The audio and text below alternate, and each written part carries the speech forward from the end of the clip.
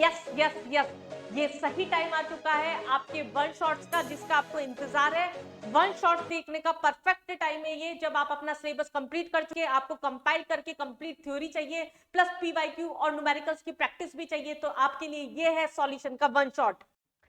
Solution 12th का आपका एक ऐसा चैप्टर जो कि आपके जेई मेंस के लिए, एडवांस के लिए, बोर्ड्स में और नीट में सब में एक इंपॉर्टेंट रोल प्ले करता है। सॉल्यूशन में न्यूमेरिकल सेक्शन में जनरली आप लोगों को बहुत प्रॉब्लम आती है, तो बिना टाइम वेस्ट किए हम चैप्टर स्टार्ट करते हैं सॉल्यूशन।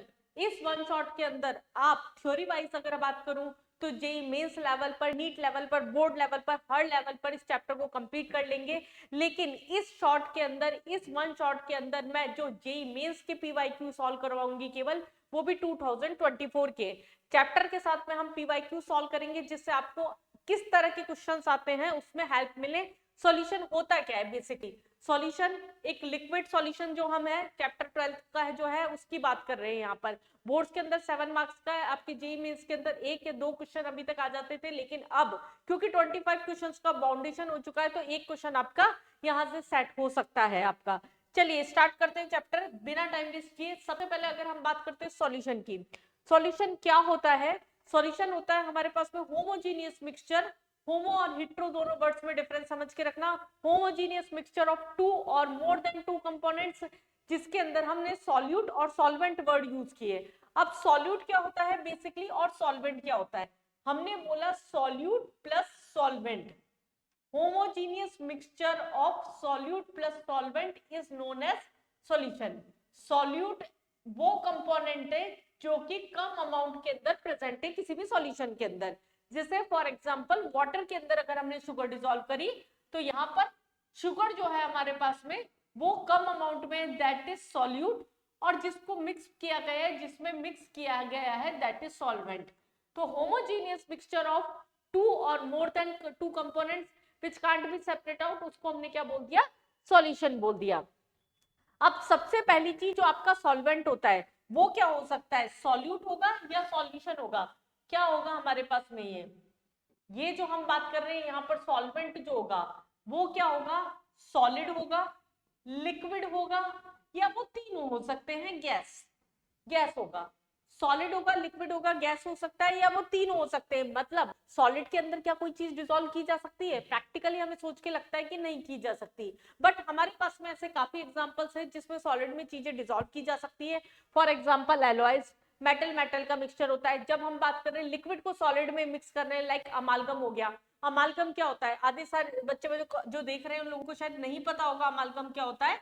अमालगम क्या होता है? मरकरी जो होता है मेटल, लिक्विड की फॉर्म में होता है, रूम टेम्परेचर पर किसी भी मेटल के साथ में मिक्स होता है, इसको हम क्या बोल रहे हैं? अमालगम। तो ये मेटल के साथ जो मिक्स है तो वो क्या है? सॉलिड में ही मिक्स है।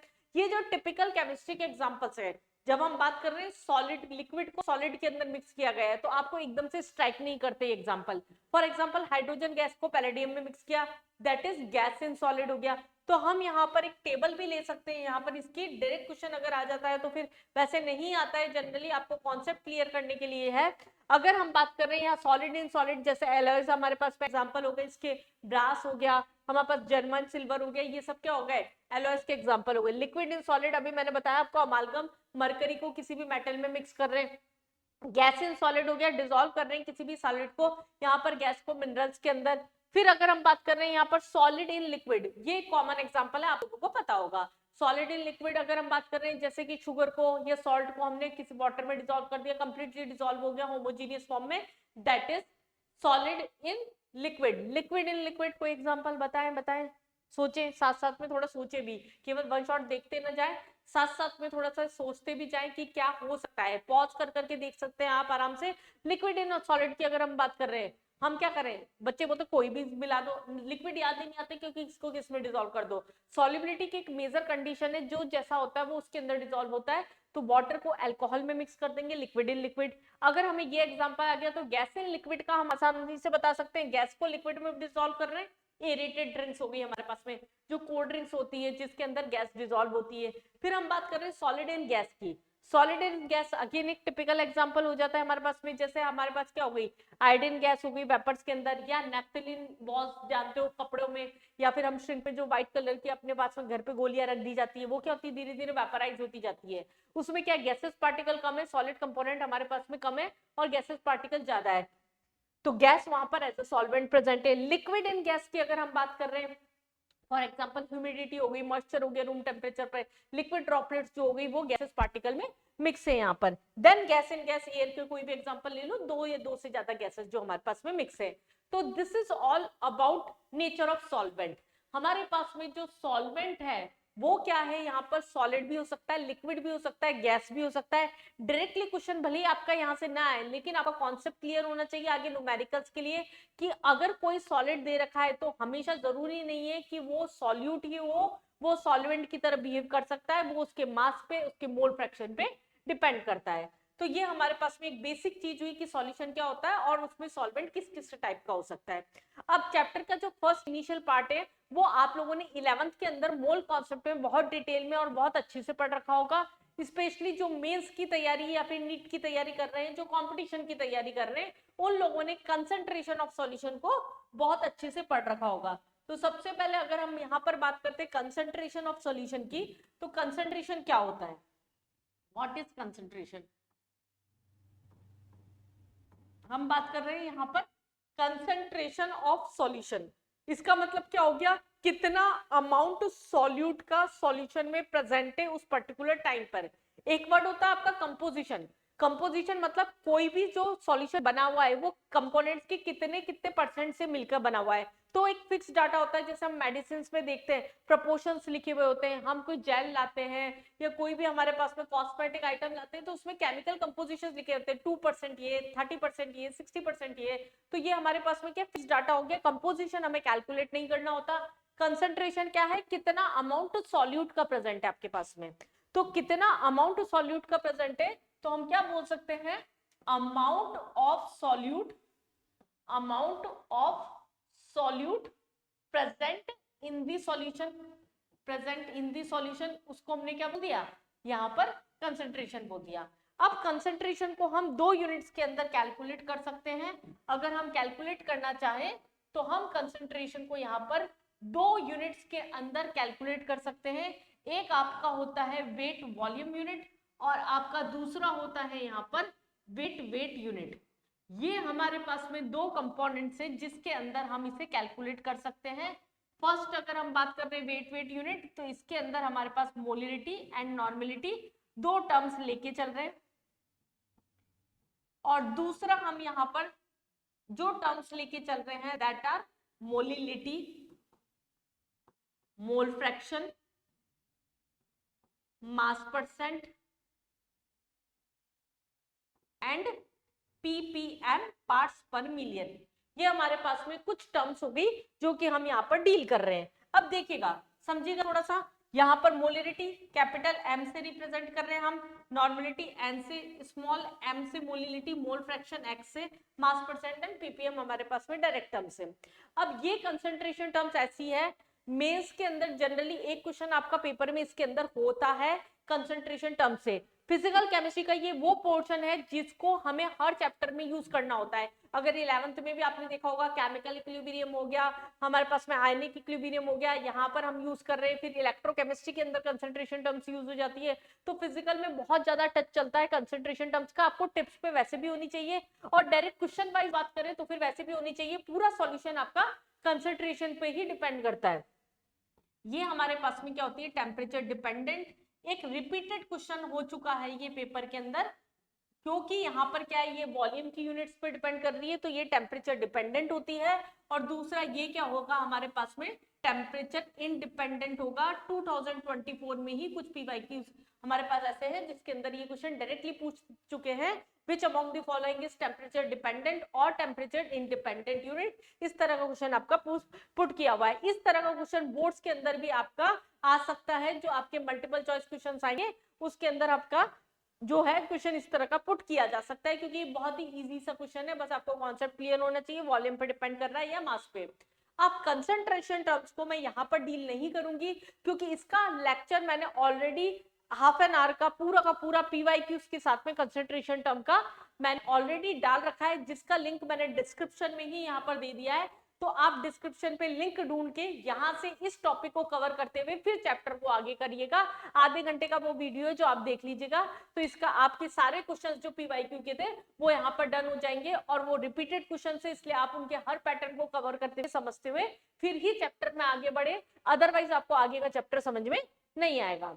तो कंसंट्रेशन टर्म्स में फिर भी मैं एक बार फटाफट बता देती हूँ। मोलरिटी बेसिकली क्या होती है, कितने मोल्स सॉल्यूट के सॉल्यूशन के अंदर प्रेजेंट है। Number of moles of solute present in 1 litre of solution is molarity. Normality is number of moles of solute, नहीं, यहाँ पर हम number of moles of solute की जगह क्या कर रहे हैं, number of equivalent weight of solute present in 1 litre of solution. Again फिर टर्म आ रही है हमारे पास मास टर्म की, that is molality. This is number of moles of solute present in 1 kilogram of solvent. हम क्या बोल रहे हैं, 1 kg के अंदर बात कर रहे हैं, वो भी सॉल्वेंट की, मतलब नंबर ऑफ मोल्स जो होंगे वो हम सॉल्यूट के ले रहे हैं, और 1 किलोग्राम हमारे पास सॉल्वेंट में बात कर रहे हैं। नेक्स्ट हम बात करते हैं मोल फ्रैक्शन की। मोल फ्रैक्शन हमारे पास में क्या हो गया, कितने मोल एक कंपोनेंट के सॉल्यूशन में प्रेजेंट है अपॉन टोटल मोल। ये अगेन एक ऐसा फॉर्मूला था जो 2024 में आपके डायरेक्ट फॉर्मूला पूछ लिया था कि किसी सॉल्यूशन में अगर ए बी सी करके 3 कंपोनेंट प्रेजेंट है तो मोल फ्रैक्शन सी का क्या होगा, क्या हो जाएगा मोल फ्रैक्शन सी का। उस केस के अंदर मोल फ्रैक्शन ऑफ सी का क्या हो जाएगा, mole of A plus B plus C में से मोल हमारे पास में सी के कितने प्रेजेंट है। नेक्स्ट अगर हम बात करते हैं मास परसेंट नॉर्मल, आपके 100 में से 2 नंबर आ रहे हैं, नहीं मजाक कर रही हूँ, 100 में से 2 नंबर नहीं आ रहे, जितनी आपने तैयारी की है उसके अकॉर्डिंग नंबर आ रहे हैं। आपके 100 में से खुश हो जाइए 99 नंबर आ रहे हैं, तो आप उसका परसेंट आराम से निकाल सकते हैं। तो that is normally mass percent, mass of a component upon total mass of the solution. And ppm parts per million, नाम से पता पड़ रहा है 1 मिलियंथ पार्ट में 10⁶ से मल्टीप्लाई करना पड़ेगा हमें, उसके अंदर कितना हमारे पास में सॉल्यूट प्रेजेंट है, that is parts per million. तो ये हमारे पास में कंसंट्रेशन टर्म से, जिसको लेके ही हम क्वेश्चंस में आगे चलेंगे। पर क्वेश्चंस में आगे चलने से पहले मैं कुछ डाटा आपको क्लियर कर देती हूँ। मैं बार बार जो वर्ड्स यूज करूंगी, अगर मैंने कहीं पर भी लिखा है W2, that is weight of solute, 2 या अगर हमारे पास में B लिखा हुआ है तो ये वर्ड हम यूज कर रहे हैं यहाँ पर सॉल्यूट के लिए। आप बार बार कंफ्यूज ना हो, जिससे W1 लिखा है इसका मतलब वो हो जाएगा आपका वेट ऑफ सॉल्वेंट। अगर हम बात कर रहे हैं यहाँ पर M2, ये आपका है मास ऑफ सॉल्यूट। M1 जो है वो हमारे पास में हो गया मास ऑफ सॉल्वेंट। उसके बाद में अगर हम बात कर रहे हैं यहाँ पर N2 और N1 की, that are number of moles of solute, और यहां हम बात कर रहे हैं number of moles of solvent. ये हमारे पास में क्या है, सारी टर्म्स हो गई जो चैप्टर में बार बार यूज होगी। अगर मैंने कहीं 2 लिखा है तो इंप्लाइड मान के चलिएगा कि हम सॉल्यूट की बात कर रहे हैं। अगर मैंने कहीं 1 लिखा है दैट मींस हम सॉल्वेंट की बात कर रहे हैं। कुछ भी नहीं लिखा हुआ है, W लिखा हुआ है, that means weight of solution की बात कर रहे हैं। बार बार पूरी चैप्टर में न्यूमेरिकल पोर्शन चलेगा, हम इसमें टाइम वेस्ट नहीं करेंगे, इसलिए हमें ये याद रखना होगा। न्यूमेरिकली बुक्स में भी या तो B और A की टर्म में दे रखा होगा आपकी शीट में मॉड्यूल्स में, या फिर वो 1 और 2 की टर्म में ही दे रखा होगा। चलिए सेकंड टॉपिक स्टार्ट करते हैं चैप्टर का, दैट इज सॉल्युबिलिटी। सॉल्युबिलिटी क्या होती है हमारे पास में, सॉल्युबिलिटी एक वर्ड हमने पढ़ा कॉन्सेंट्रेशन, और दूसरा वर्ड हम क्या ले रहे हैं, सॉल्युबिलिटी। दोनों में पहले तो डिफरेंस समझ में आना चाहिए। सॉल्युबिलिटी में बच्चे बोलते हैं यही तो है, सॉल्युबिलिटी में बेसिकली क्या है आपके पास में, सोचिए जरा थोड़ा सा। आप एक काम भी कर सकते हैं, जब आप 1 शॉट देख रहे हैं तो आप इसको नॉर्मल क्लास की तरह कंसीडर करके पढ़िए। अगर आपको कोई डाउट आ रहा है, साथ में पढ़ते टाइम पे कोई डाउट आ रहा है, ये मान के चलिए मैं आपके साथ में ही हूँ उस टाइम पे। मैं जनरली स्टूडियो अपना जो यूट्यूब चैनल है वो कंटिन्यूसली देखती रहती हूँ। अगर आप मेरे को 1 शॉट देखते टाइम पे भी किसी भी डाउट के लिए कमेंट करते हैं तो इस कमेंट का रिप्लाई मैं आपको 1 घंटे के अंदर यहाँ पर दे दूंगी। तो आप इस तरीके से पढ़ाई करिए कि आप 1 to 1 एक टीचर से ही पढ़ रहे हैं, तो आपका जो चैप्टर होगा वो पूरा का पूरा साथ में क्लियर होता जाएगा। ठीक, सॉल्युबिलिटी हमने क्या बोला यहाँ पर, नंबर ऑफ, हमने क्या बोला था अभी, कंसंट्रेशन क्या है, कितना मास सॉल्यूट का सॉल्यूशन के अंदर प्रेजेंट है। ये भी यही होता है। सॉल्युबिलिटी क्या होती है, जैसे हमने बोला वाटर के अंदर हम शुगर डिजोल्व कर रहे हैं करते जा रहे हैं, तो कितनी शुगर डिजोल्व हुई उस पानी के अंदर, तो वही हो गया एक तरह से, कितना अमाउंट डिजोल्व हुआ सॉल्यूशन के अंदर। बट एक वर्ड यूज हो जाता है यहाँ पर, हम क्या बोल रहे हैं, अमाउंट ऑफ सॉल्यूट। हमने क्या डिफाइन किया इसे, amount of solute present in the solution. यहां तक तो सेम कंडीशन हो गई, बट जो एक नया वर्ड यूज हो रहा है यहाँ पर, that is at saturated condition. Word ध्यान रखिएगा, यहाँ पर सैचुरेटेड कंडीशन पर हम ये बात कर रहे हैं। सैचुरेटेड कंडीशन का मतलब क्या हुआ, सैचुरेटेड कंडीशन का मतलब हो गया, सैचुरेशन आ गया, नहीं पढ़ा जा रहा भैया हमसे, अभी तो हमने लेक्चर स्टार्ट किया। सैचुरेशन मतलब और नहीं जा रहा है, अगर हम पानी में शुगर डिसॉल्व करते जा रहे हैं उस पर्टिकुलर टेम्परेचर और प्रेशर पर और शुगर को हम डिसॉल्व नहीं कर सकते, दैट इज सैचुरेशन। जैसे अगर हो सकता है मैं ये वन शॉट आपको बहुत छोटे से छोटे कम से कम टाइम में देने की कोशिश करूंगी, लेकिन अगर मैंने इसे 10 घंटे का दे दिया तो तुम लोग क्या करोगे, 3 घंटे पढ़ने के बाद में बोलोगे मेरा तो सैचुरेशन आ गया, अब तो जब तक मम्मी से थप्पड़ नहीं पड़ेगा तब तक उस कंडीशन के अंदर हमारे पास में क्या है, दिमाग नहीं चलेगा। तो जब तक कोई एक्सटर्नल फैक्टर नहीं आता तब तक और चीज डिसॉल्व नहीं हो सकती उस पर्टिकुलर पॉइंट पे, दैट इज सैचुरेशन। ठीक है, होता है सबके साथ होता है, तुम लोगों का डेली का यही होता है कि पढ़ते पढ़ते सैचुरेशन आ गया। सैचुरेशन मतलब आप उससे ज्यादा दिमाग में नहीं घुसा सकते, हम उस पर्टिकुलर टेम्परेचर और प्रेशर पर और चीजों को डिसॉल्व नहीं करवा सकते, दैट इज सैचुरेशन। ये किस किस पर डिपेंड करेगा, आपका नेचर पर डिपेंड करेगा सबसे पहली चीज तो, कि दो चीजें आपस में डिसॉल्व हो भी रही है या नहीं हो रही है, nature of solute and solvent पे डिपेंड करेगा। नेक्स्ट हमारे पास में सेकंड टेम्परेचर पे डिपेंड करेगा एंड प्रेशर पे डिपेंड करेगा। तो ये कुछ फैक्टर्स हो गए जिसपे क्या होता है, सॉल्युबिलिटी डिपेंड करती है। अब हमारे पास में कोर्स में क्या है, हमें इसके दो केस पढ़ने हैं, एक बार जब सॉलिड को लिक्विड में डिसॉल्व कर रहे हैं और एक बार जब गैस को लिक्विड में डिसॉल्व कर रहे हैं। चलिए, जब अगर हम बात कर रहे हैं सॉलिड को लिक्विड में डिसॉल्व किया जा रहा है, सॉलिड को डिसॉल्व कर रहे हैं लिक्विड में, तो क्या ऐसा होगा कि हर एक सॉलिड लिक्विड में डिसॉल्व हो जाएगा? हम बात कर रहे हैं किसी भी सॉलिड को लिक्विड में डिसॉल्व करने के लिए, जैसे हमने बोला NaCl ये हो गया, पोलर सॉल्वेंट हो गया, नेचर पे डिपेंडेंसी होगी सबसे पहले। अगर हम बात कर रहे हैं सॉल्युबिलिटी की, यहाँ पर किसके साथ में, सॉलिड इन लिक्विड। थ्योरी मैंने इसकी आपको पूरी इसलिए दे रखी है रिटन फॉर्म में, जिससे कि आपको पढ़ते टाइम पे थ्योरेटिकली प्रॉब्लम ना आए। केमिस्ट्री में काफी सारे क्वेश्चन थ्योरी बेस्ड भी आ जाते हैं आपके, और स्पेशली जो बोर्ड्स की प्रिपरेशन भी कर रहे हैं साथ में, वो यहाँ से पूरी थ्योरी के नोट्स बनाकर और फिर साथ में थ्योरी लेवल पे भी इस चैप्टर को सॉल्व करके एनसीईआरटी भी साथ में सॉल्व कर सकते हैं। बट हम इसे अभी मेंस लेवल पे लेके जा रहे हैं, तो नीट वाले बच्चों के लिए भी उतना ही हेल्पफुल है। अगर वो देख रहे हैं तो वो आराम से अपने नीट के सारे क्वेश्चन इससे लगा सकते हैं। हम बोल रहे हैं सॉलिड इन लिक्विड, पहली चीज तो दो चीजें आपस में डिसॉल्व कब होगी, हम बोलते हैं ना हमारी हर किसी के साथ तो नहीं बनती, सबके साथ नहीं बनती, तो किसके साथ बनती है, अपनी बनती है, अपने लोगों के साथ में जो अपनी वाइब्स मिला सकते हैं। हमारी जिनके साथ में वाइब्स मिलती है, जिनके साथ हमारा नेचर मिलता है, उनके साथ हमारी ज्यादातर पटती है।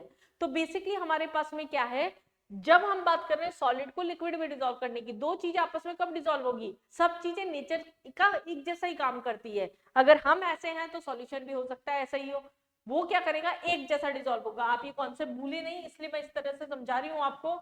जो पोलर होता है हमारे पास में वो हमेशा पोलर में ही डिसॉल्व होगा, और जो नॉन पोलर होता है वो हमेशा नॉन पोलर में ही डिसॉल्व होगा। लाइक डिसॉल्व्स लाइक प्रिंसिपल पे काम करता है ये, this is like dissolves like, जो जैसा होता है वो उसी में डिसॉल्व होगा। फॉर एग्जाम्पल, अगर हम शुगर को वाटर में डिसॉल्व कर रहे हैं तो वो इजीली डिसॉल्व हो जाती है, पर उसे अगर हम बेंजीन में डिसॉल्व कर रहे हैं दैट इज नॉन पोलर, तो वो क्या होती है, उसमें डिसॉल्व नहीं होती। तो ये तो पहली कंडीशन हो गई कि दो चीजें आपस में डिसॉल्व कब होगी। अब अगर डिसॉल्व हो गई तो इसका मतलब सैचुरेशन भी आएगा, होती जा रही है, तो एक टाइम क्या होगा, जिस रेट से डिसोल्यूशन हो रहा है उसी रेट से अगर आपका क्रिस्टलाइजेशन हो रहा है, rate of dissolution is equal to rate of crystallisation, तो सिस्टम इक्विलिब्रियम पे आ जाएगा, मतलब आपका सैचुरेशन पे आ जाएगा। सैचुरेशन पे आ जाएगा तो इसका मतलब उसके अंदर और शुगर डिसॉल्व नहीं कर सकते, तो उस कंडीशन के अंदर हमारे पास में क्या है, हमें इफेक्ट्स देखने पड़ेंगे कि टेम्परेचर का क्या इफेक्ट पड़ेगा और प्रेशर का यहाँ पर क्या इफेक्ट पड़ेगा। अगर हम टेम्परेचर के इफेक्ट की बात करते हैं, यहाँ पर अगर टेम्परेचर के इफेक्ट की बात कर रहे हैं तो उस केस में इफेक्ट ऑफ टेम्परेचर, अगर हम बात कर रहे हैं यहाँ पर दो चीजें आपस में डिसॉल्व हो चुकी है, टेम्परेचर बढ़ाएंगे तो सॉल्युबिलिटी बढ़ेगी या कम करेगी, इसको हमने एक्सप्लेन कर रखा है अकॉर्डिंग टू ली चैटलर्स प्रिंसिपल। अब ये क्या है, हम तो 11th का पढ़े ही नहीं है, और जो पढ़े हैं बहुत ही अच्छी बात है, क्योंकि दिसंबर चल रहा है, पेपर आपका बहुत नजदीक है, तो ये हमारे पास में क्या, ली चैटलर्स प्रिंसिपल आपका काफी चैप्टर्स में यूज होता है, तो आपको कॉन्सेप्ट यहीं से समझ के रख लीजिए जिससे आपको याद हो। अभी आप लोग बैठे हैं, घर पे बैठ के आराम से वन शॉट देख रहे हैं, आधे बच्चे ऐसे टिक के बैठे होंगे, आधे आराम से लेट के बैठे होंगे, तो आप अपने कंफर्ट जोन में हैं कि आप इस पोजीशन में बैठे हैं। लेकिन अगर आपके घर से किसी ने आके, किसी टीचर ने आके आपको बोला सीधे बैठ जाओ, आप क्या करोगे, 1 मिनट के लिए सीधे बैठोगे, वापस उसी पोजीशन में आ जाओगे। तो बेसिकली क्या है, अगर कोई एक्सटर्नल चेंज आया जिसने आपको अपनी कंफर्ट पोजीशन से हटा दिया, तो आप रिवर्सिबल पोजीशन में जाके दोबारा उसी पोजीशन पे जाओगे, मम्मी गई दोबारा लेट के पढ़ना शुरू कर दिया। तो बेसिकली यहाँ पर क्या है, ली चैटलर्स प्रिंसिपल ने क्या बोला, कोई भी सिस्टम जो होता है वो इक्विलिब्रियम पे मेंटेन रहने की कोशिश करता है। इक्विलिब्रियम पे मेंटेन रहने के लिए वो क्या करता है, बाहर से होने वाले किसी भी एक्सटर्नल चेंज को ऐसे एक्सेप्ट करेगा कि सिस्टम जो होता है आपका इक्विलिब्रियम पे मेंटेन रहे। जैसे वहां पर एक कंडीशन ले रखी है हमने, टेम्परेचर बढ़ाने पर एंडोथर्मिक प्रोसेस के अंदर रिएक्शन फॉरवर्ड डायरेक्शन के अंदर आती है, इसका मतलब सॉल्युबिलिटी बढ़ेगी, और टेम्परेचर बढ़ाने पर एक्सोथर्मिक प्रोसेस है तो टेम्परेचर बढ़ाने पर बैकवर्ड डायरेक्शन में आती है, इसका मतलब सॉल्युबिलिटी क्या होगी, डिक्रीज होगी। ये कॉमन कॉन्सेप्ट है जो आपको याद रखना है।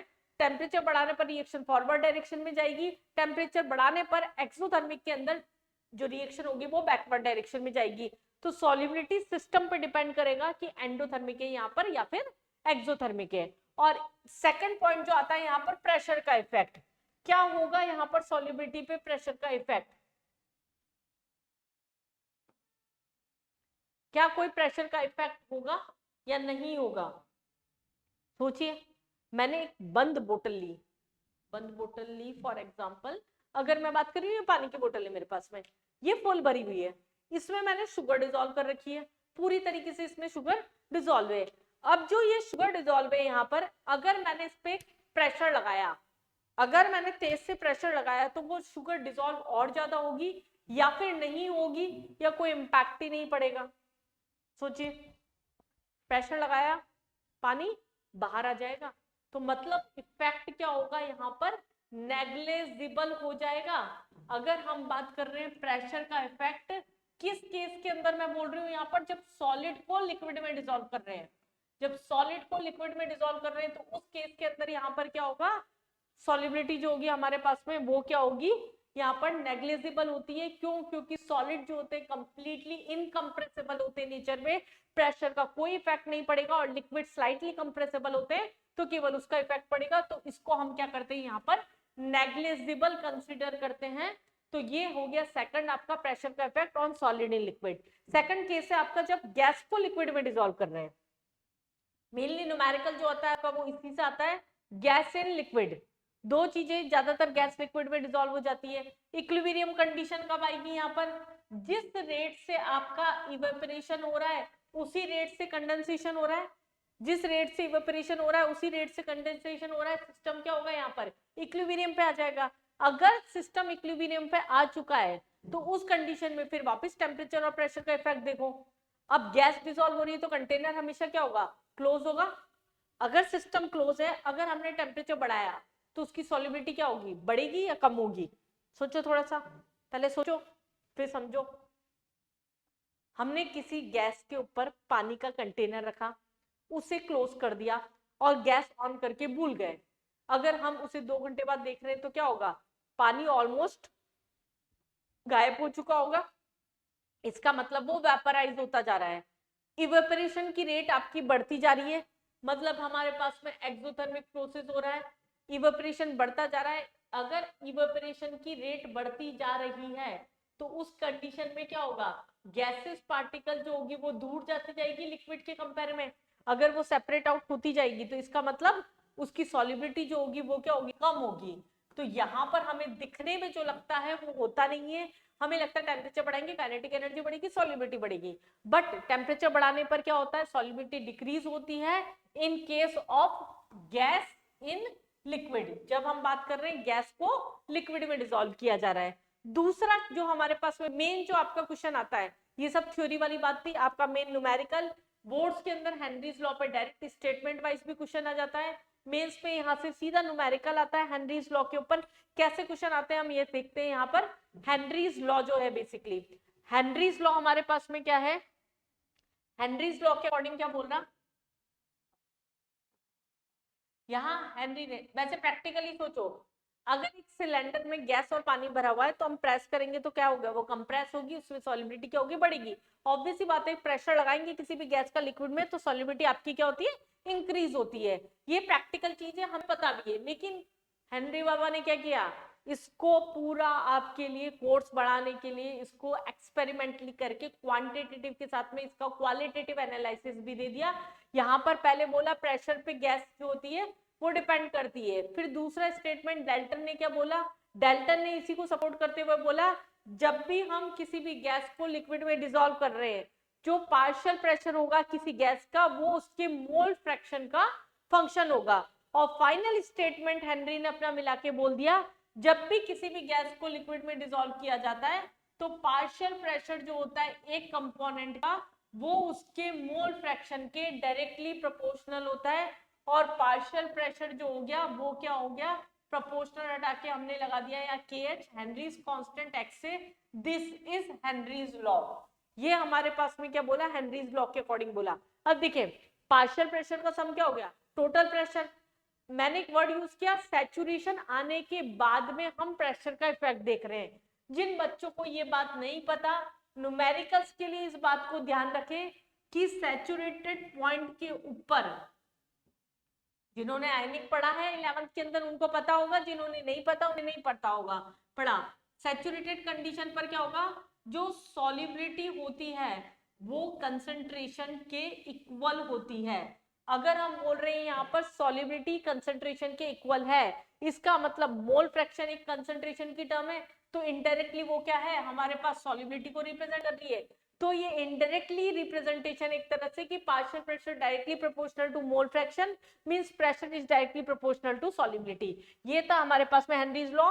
मैंने पर्टिकुलरली या नोट्स वाइज सब कुछ लिख के दे रखा है। Henry's law at a particular temperature the solubility of non reacting gases in terms of mass और mole fraction in a given solvent is directly proportional to pressure of the gas in a liquid. ये हमारे पास में statement है, ये आपके पास में इसका रिप्रेजेंटेशन हो गया, ये हमारे पास में इसका एक्सपेरिमेंटल हो गया, और के जो होता है इनवर्सली प्रोपोर्शनल होता है यहाँ पर के ये हमारे पास में ऑल अबाउट हेनरीज लॉ हो गया, जिससे आपका बोर्ड्स के अंदर भी, नीट के अंदर भी, मेंस के अंदर भी डायरेक्ट न्यूमेरिकल भी आ सकता है हेनरीज लॉ। ये हमारे पास में स्टेप वाइज पूरा आपको हो गया, विथ ग्राफ आपका ये हो गया कि यहाँ हमारे पास में प्रेशर के साथ में मोल फ्रैक्शन का जो रिलेशन होगा वो directly proportional. Henry's law statement आपका negative, solubility gas in liquid की डेल्टा एस जो होगा वो नेगेटिव होगा, जब गैस को डिसॉल्व कर रहे हैं डेल्टा एस रैंडम, एंट्रोपी जो होगी वो क्या होगी, डिक्रीज होगी। अगर डेल्टा जी की वैल्यू नेगेटिव है इसका मतलब सॉल्यूशन जो होगा वो क्या होता है, स्पॉन्टेनियस होता है। अगर डेल्टा एच की वैल्यू नेगेटिव इसका मतलब यहाँ पर हमारे पास में क्या होगा, नेगेटिव आएगी। और delta H is equal to delta H minus T delta H, ये क्या हो गया हमारे पास में, डिसॉल्वेशन जो होगा वो एक्सोथर्मिक हो गया। तो सिस्टम एक्सोथर्मिक में कैसे जा रहा है इसका एक्सप्लेनेशन है, ये थोड़ा सा डिटेल में चलेगा हम यहाँ पर। अगर इस तरह का कोई मिक्स मैच क्वेश्चन, क्योंकि इस बार क्या है मेंस के अंदर फिजिकल केमिस्ट्री में मिक्स मैच क्वेश्चन आ सकते हैं, तो अगर आपको थर्मोडायनेमिक्स के साथ मिला के कोई कॉन्सेप्ट पूछ लिया जाए तो आपको ये डाटा क्लियर होना चाहिए यहाँ पर कि किस तरीके से यहाँ एक्सोथर्मिक प्रोसेस बना। नेक्स्ट बात करते हैं हम यहाँ पर सॉल्युबिलिटी के बाद में यहाँ पर इसकी एप्लीकेशंस की, बहुत इंटरेस्टिंग है इसकी एप्लीकेशंस बिल्कुल, और डायरेक्ट क्वेश्चंस भी आ जाते हैं, असर्शन रीजन में भी क्वेश्चन आ सकते हैं। जैसे अगर हम बोलते हैं, अगर कोल्ड ड्रिंक्स खोली आपने, सॉफ्ट ड्रिंक्स खोलते हैं एकदम से, चिल्ड बोतल खोलते हैं एकदम से, जैसे ही हम चिल्ड बोतल खोलते हैं तो क्या होता है हमारे पास में गैसेस पार्टिकल बहुत ज्यादा निकलते हैं, बट अगर हम गर्म बोतल खोल रहे हैं तो उसमें गैसेस पार्टिकल जो होते हैं वो कम डिसॉल्व होते हैं। कंडीशन क्या है, हेनरीज लॉ सेम कंडीशन, वहां पर प्रेशर लग रहा है आपका ज्यादा, टेम्परेचर है ऑलरेडी कम, टेम्परेचर का कम होना और प्रेशर का बढ़ना दोनों ही फेवरेबल कंडीशन है गैस को लिक्विड में डिसॉल्व करने के लिए, इसलिए चिल्ड बोतल में से जब गैसेस पार्टिकल जो होते हैं वो ज्यादा निकलते हैं। प्रैक्टिकल चीजें बेटा आपको आनी भी चाहिए, अगर आप नॉलेज वाइज भी पढ़े ना इस पे तो आपको ये सारी चीजें जो नॉलेज वाइज भी आपको पता होनी चाहिए। अगर हम बात करें ऐसे एक्वाटिक स्पीशीज, देखिए आपने एक्वाटिक स्पीशीज जो होती है बॉटम पे उनकी डाइवर्सिटी ज्यादा होती है, नीचे की तरफ जो होती है सी में ज्यादा एक्वाटिक स्पीशीज होती है सरफेस के कंपेयर में, हमें सरफेस पे नहीं दिखती इतनी ज्यादा, पर डाइवर्सिटी नीचे बहुत ज्यादा होती है।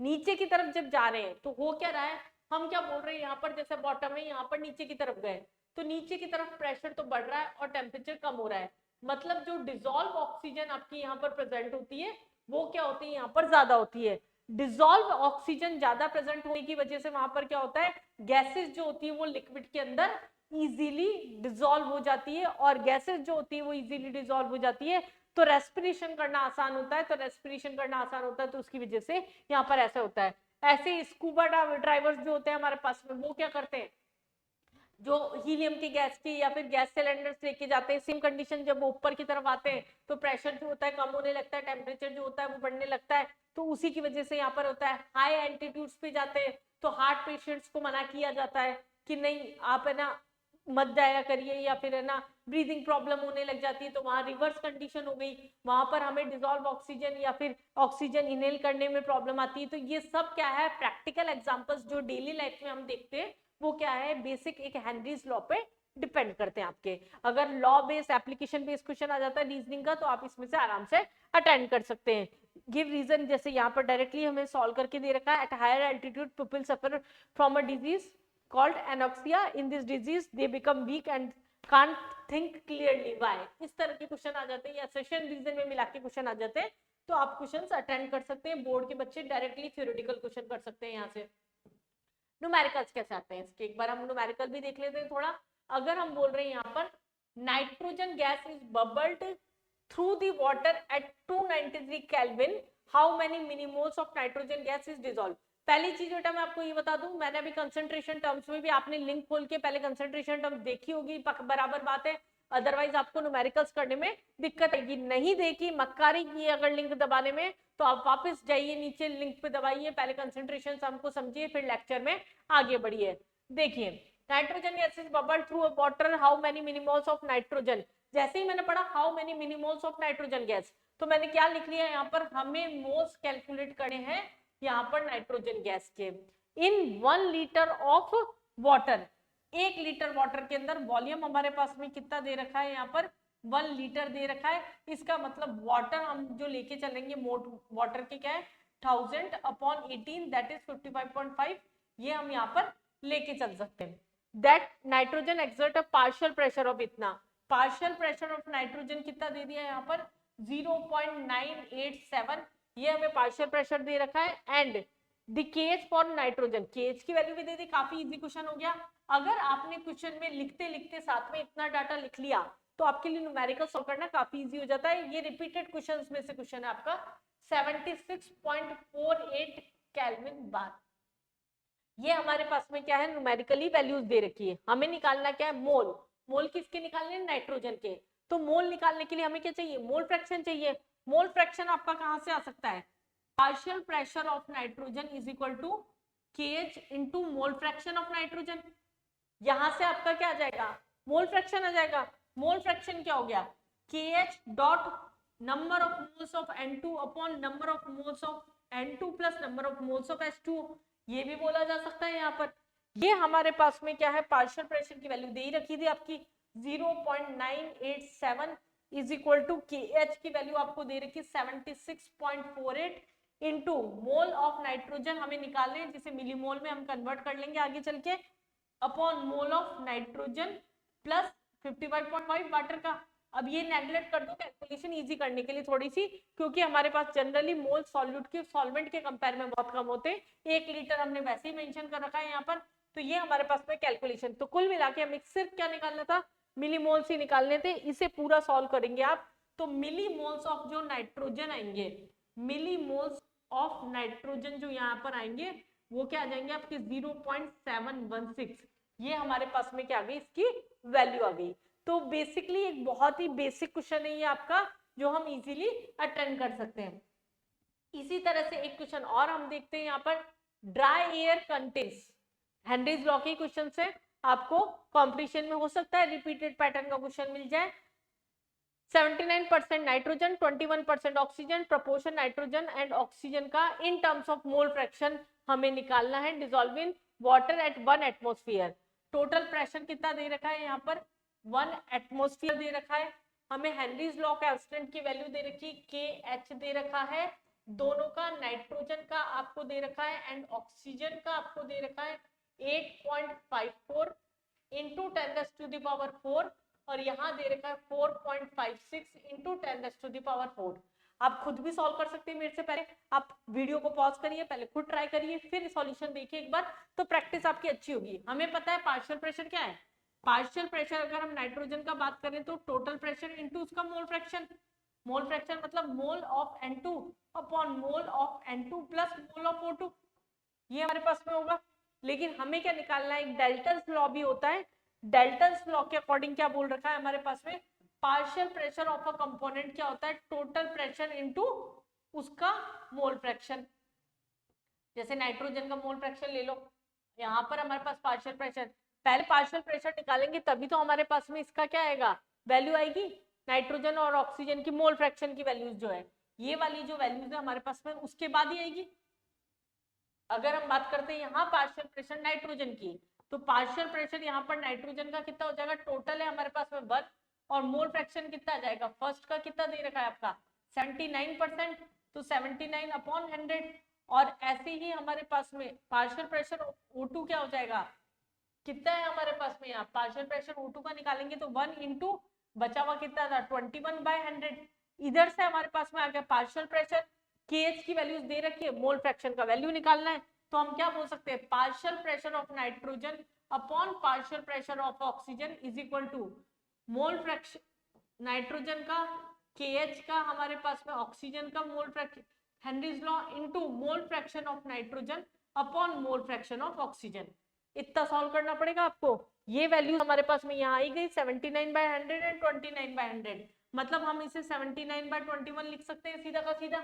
दूसरा हमारे पास में मोल फ्रैक्शन की वैल्यूज है 8.94 into 10⁴ upon 4.56 into 10⁴ into mole fraction of nitrogen upon mole fraction of oxygen.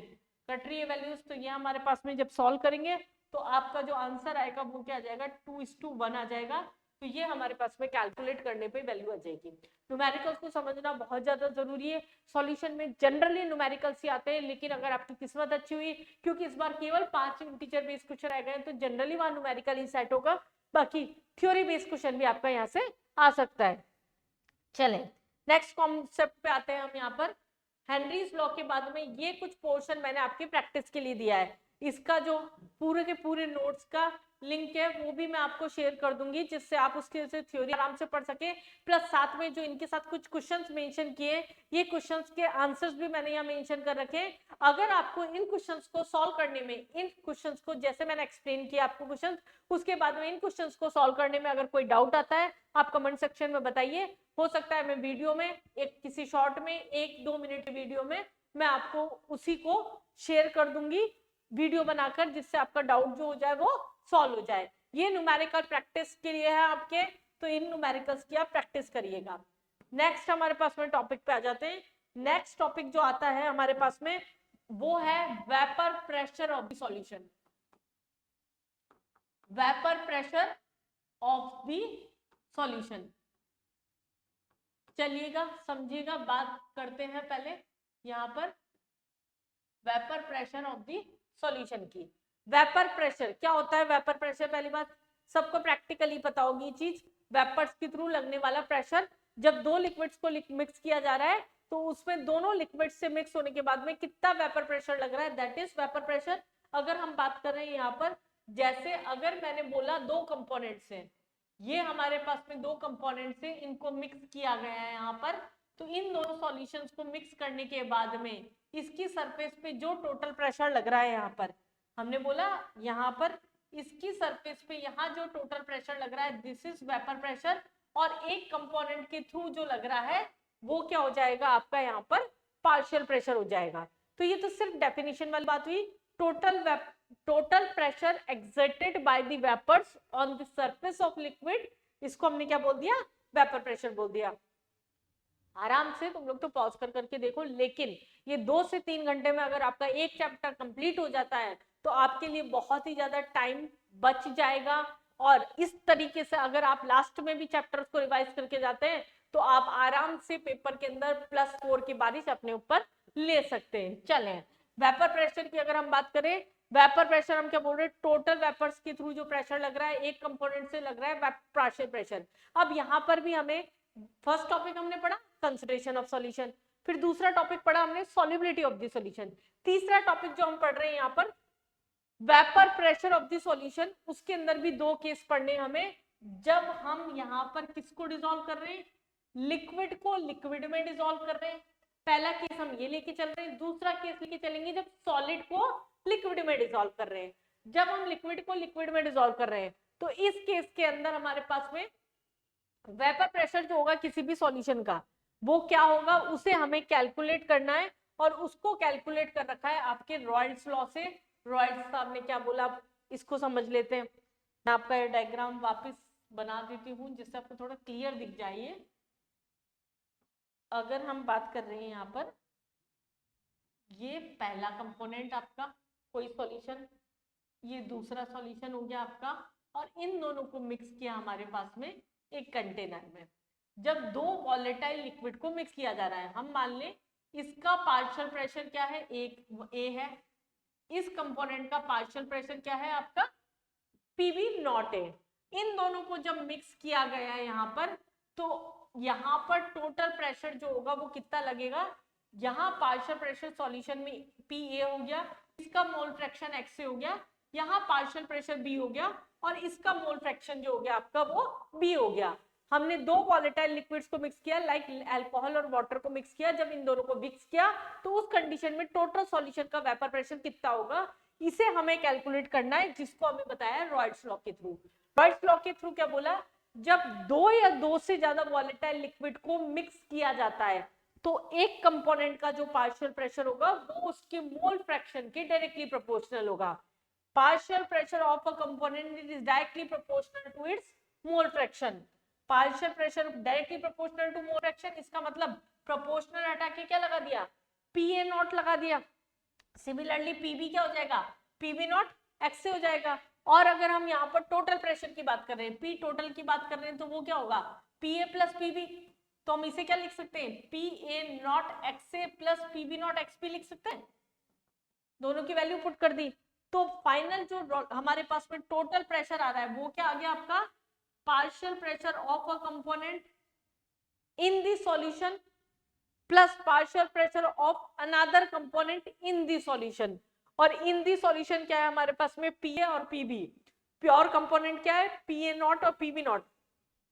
यहाँ न्यूमेरिकल्स में आपको यही चीजें पता होनी चाहिए कि प्योर का क्या लेके चलना है, सॉल्यूशन में डालने के बाद में क्या लेके चलना है। मैं वापस डिफाइन कर रही हूँ इसे, प्योर का हम लेके चल रहे हैं पीए नॉट एंड पीबी नॉट, और सॉल्यूशन में मिक्स होने के बाद उनका पार्शियल प्रेशर है पीए एंड पीबी। ये था हमारे पास में रॉयल्स लॉ। अगर हम ग्राफ प्लॉट करते हैं, ये पार्शियल प्रेशर हुआ डायरेक्टली प्रोपोर्शनल हो जाएगा आपका, दूसरे का जो पार्शियल प्रेशर होगा पीबी, यहाँ से पीबी नॉट होगा। नहीं क्लियर दिख रहा, मैं मेंशन कर देती हूँ, ये पीए नॉट हुआ हमारे पास में, ये डायरेक्टली, और ये क्या होगा आपका टोटल प्रेशर हो गया, that is PA plus PB. ये हमारे पास में यहाँ पर क्या हो गया, इसका टोटल प्रेशर हो गया। बोर्ड्स के अंदर सीधा क्वेश्चन आ जाता है, right a short note on Royals law, 2 number में क्वेश्चन आ गया। डेफिनेशन, एक्सप्रेशन, ग्राफ, तीनों चीजें करनी है।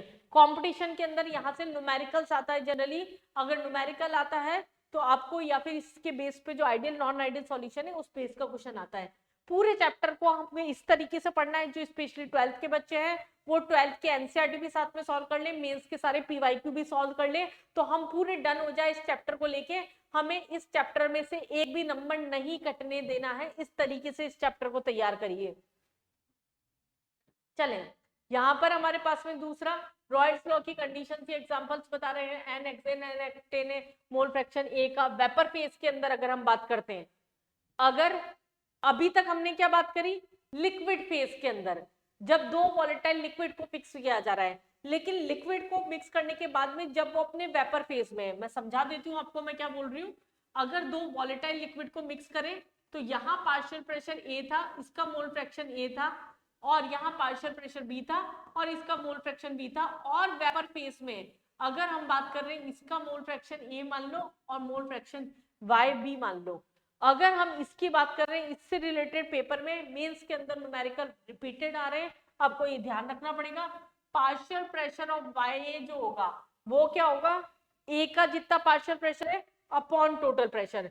ऐसे ही वाई बी क्या हो जाएगा आपका, बी का कितना टोटल प्रेशर है, पार्शियल प्रेशर है अपॉन टोटल प्रेशर। इससे हम क्या निकालते हैं, वेपर फेज के अंदर आपका जो भी होगा मोल फ्रैक्शन वो निकाला जाता है। y यहाँ पर मैं मोल फ्रैक्शन के लिए ही डिफाइन कर रही हूँ, तो ये क्या हो गया आपका मोल फ्रैक्शन वेपर फेज के अंदर हो गया।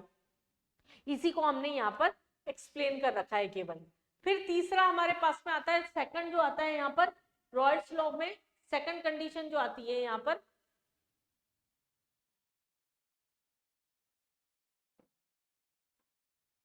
जब लिक्विड की जगह लिक्विड को डिसॉल्व किया था। अभी दूसरा केस हम लेके चल रहे हैं यहाँ पर, जब गैस को नहीं, जब लिक्विड को यहाँ पर सॉलिड को लिक्विड में डिसॉल्व किया जा रहा है।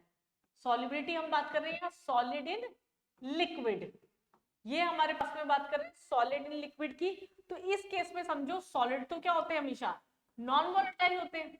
अगर सॉलिड नॉन वॉलेटाइल है तो इसका मतलब क्या हुआ, जो भी प्रेशर लगेगा सॉल्वेंट का वो ही सॉल्यूशन का प्रेशर हो जाएगा।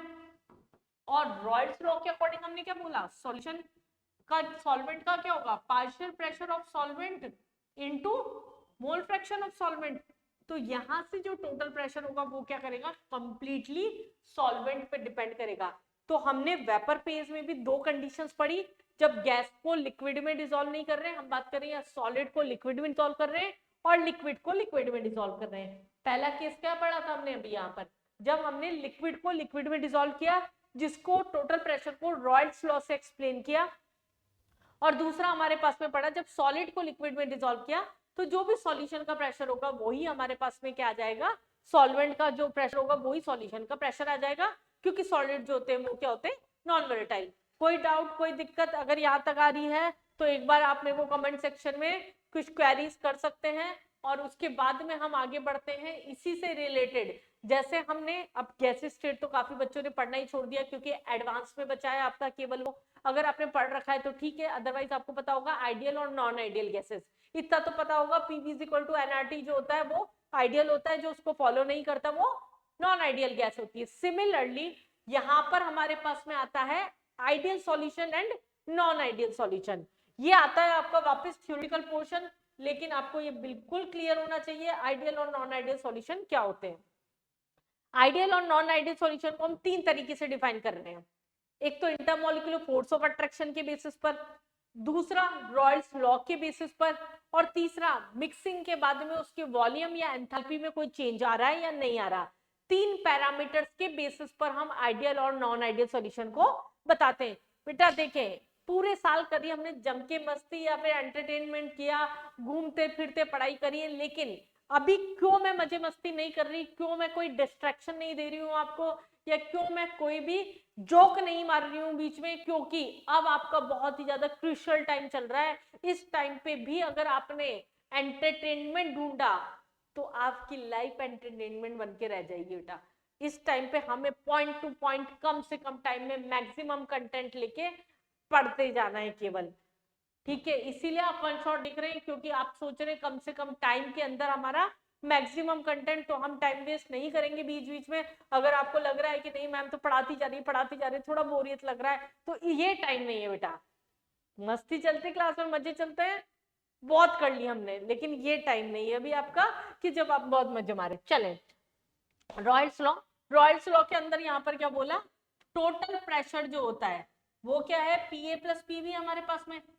फर्स्ट क्या बोला आइडियल सॉल्यूशन में, जो रॉयल्स लॉ को फॉलो करेंगे वो क्या हो जाएंगे, आइडियल सॉल्यूशन। दूसरा यहाँ पर बोला जब दो कंपोनेंट्स को मिक्स करके कोई सॉल्यूशन बनाया जा रहा है, तो ना तो वो एक्सोथर्मिक प्रोसेस होगा ना एंडोथर्मिक होगा, मतलब ना तो हीट एब्जॉर्ब होगी ना हीट इवॉल्व होगी, जो एंथैल्पी चेंज है मिक्सिंग में वो भी जीरो होगा और उसके वॉल्यूम में भी कोई चेंज नहीं आएगा। प्रैक्टिकली ऐसा हो सकता है क्या? आप दो चीजें मिक्स करो तो जनरली वॉल्यूम थोड़ा तो डिफरेंस में आएगा या फिर एंथैल्पी में कुछ तो चेंज होगा, कोई प्रोसेस हो रहा है, हीट एब्जॉर्ब होगी, इवॉल्व होगी। और चौथा क्या बोला हमारे पास में यहाँ पर, यहाँ क्या बोल रहे हैं हम, जैसे ए है हमारे पास में, दूसरा हमने क्या लिया, कंपोनेंट लिया बी, और जब इसको मिक्स किया ये ए बी बना लिया, ये आइडियल सॉल्यूशन बना। तो ना तो इसके वॉल्यूम में कोई चेंज आ रहा है, ना इसके एंथैल्पी में कोई चेंज आ रहा है, और जो intermolecular force of attraction pure component में प्रेजेंट है, उतना ही इंटरमोलिक्यूलर फोर्स ऑफ अट्रैक्शन जो होता है वो यहाँ पर हमारे पास में सॉल्यूशन के बीच में प्रेजेंट होता है। तो ऐसा भी प्रैक्टिकली पॉसिबल नहीं है, दो चीजें मिक्स होगी, कंबाइन होगी अलग अलग, तो उनमें इलेक्ट्रोनेगेटिविटी डिफरेंस तो होगा, तो उसमें भी intermolecular force of attraction practically नहीं हो सकता। लेकिन फिर भी इनके कुछ एग्जांपल है, क्योंकि आइडियल सॉल्यूशन एग्जिस्ट करते हैं, इंटरमोलिक्यूलर फोर्स ऑफ अट्रैक्शन जो होता है वो क्या होता है हमारे पास में सेम होता है। बेंजीन टॉलिन हो गया, हेक्सेन हेप्टेन हो गया, क्लोरोबेंजीन हो गया, ब्रोमोबेंजीन हो गया, ये वो सब एग्जांपल है, आपको रटने नहीं है। अगर आपको पोलैरिटी आती है तो आप एग्जांपल याद रख सकते हैं। ऐसे कंपाउंड्स जिनकी पोलैरिटी अप्रोक्सीमेटली सेम होती है वो सब क्या आ जाएंगे, आपके आइडियल सॉल्यूशन में आ जाएंगे।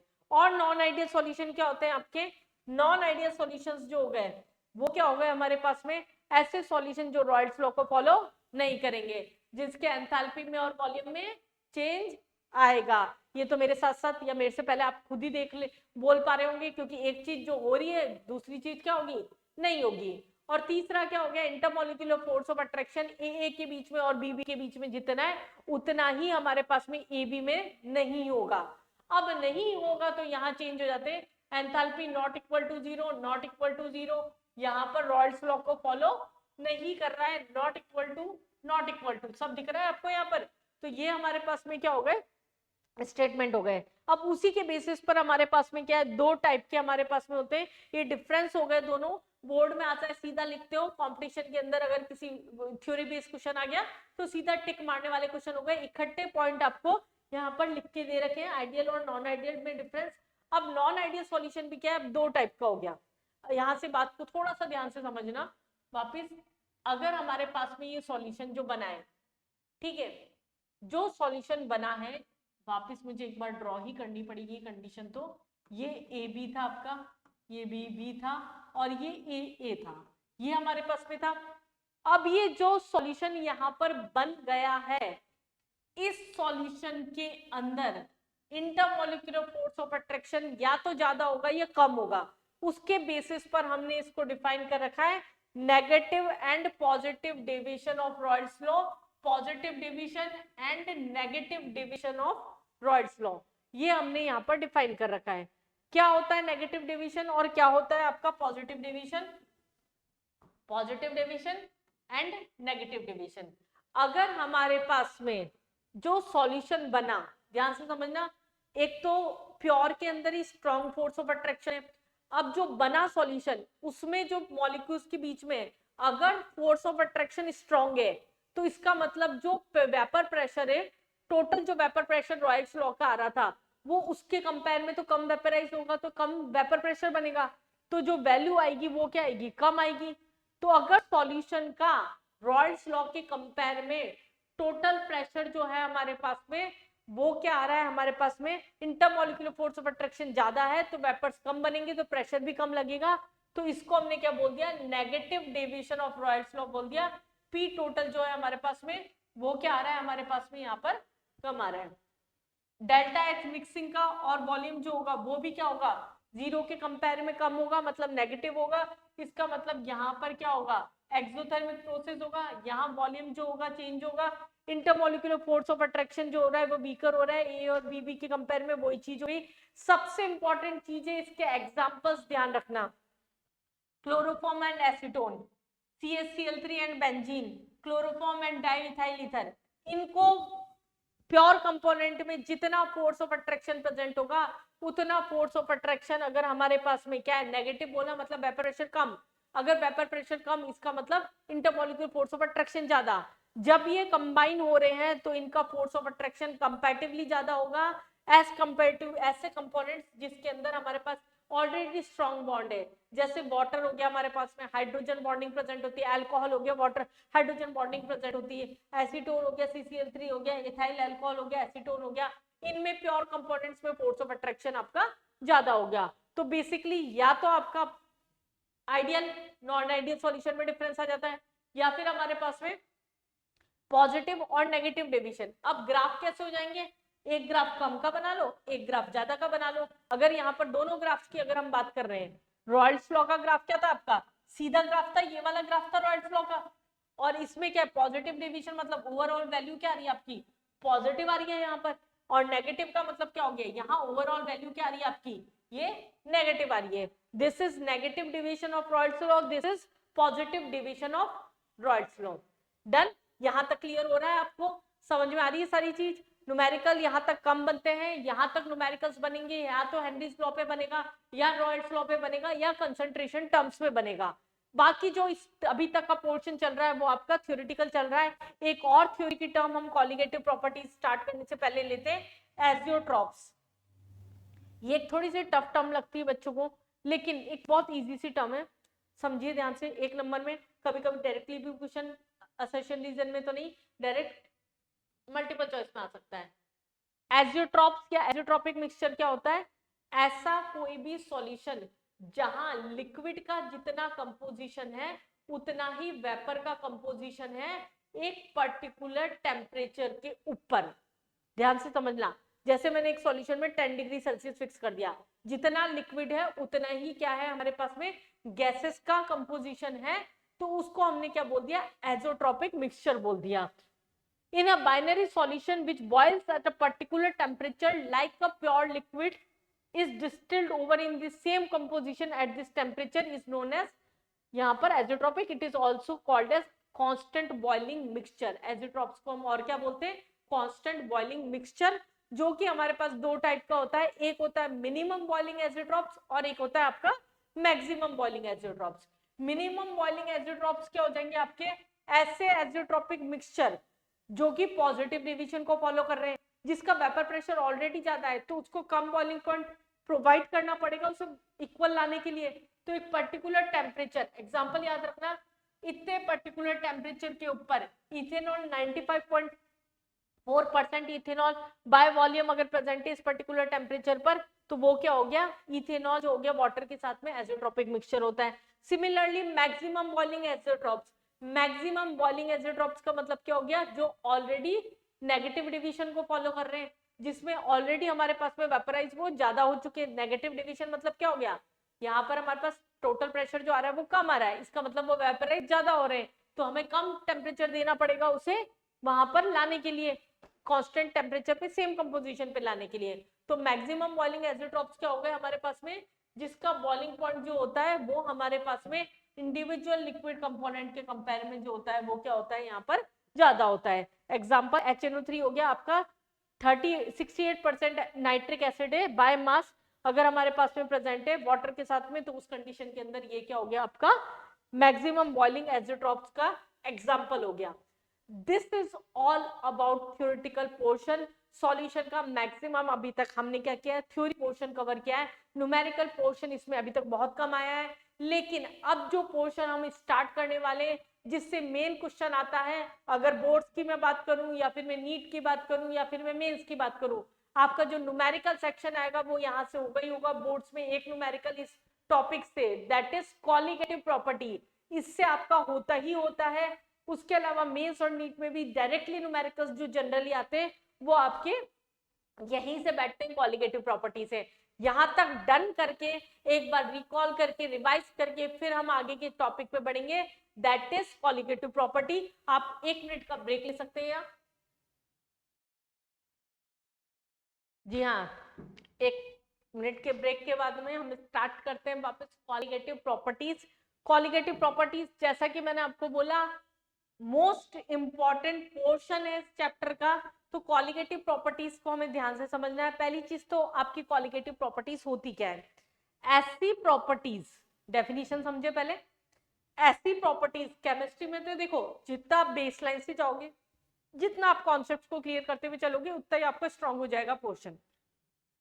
ऐसी प्रॉपर्टीज जो कि नेचर ऑफ सॉल्यूट पे डिपेंड नहीं कर रही, नंबर ऑफ पार्टिकल्स और मोलर मास ऑफ सॉल्यूट पे डिपेंड कर रही है।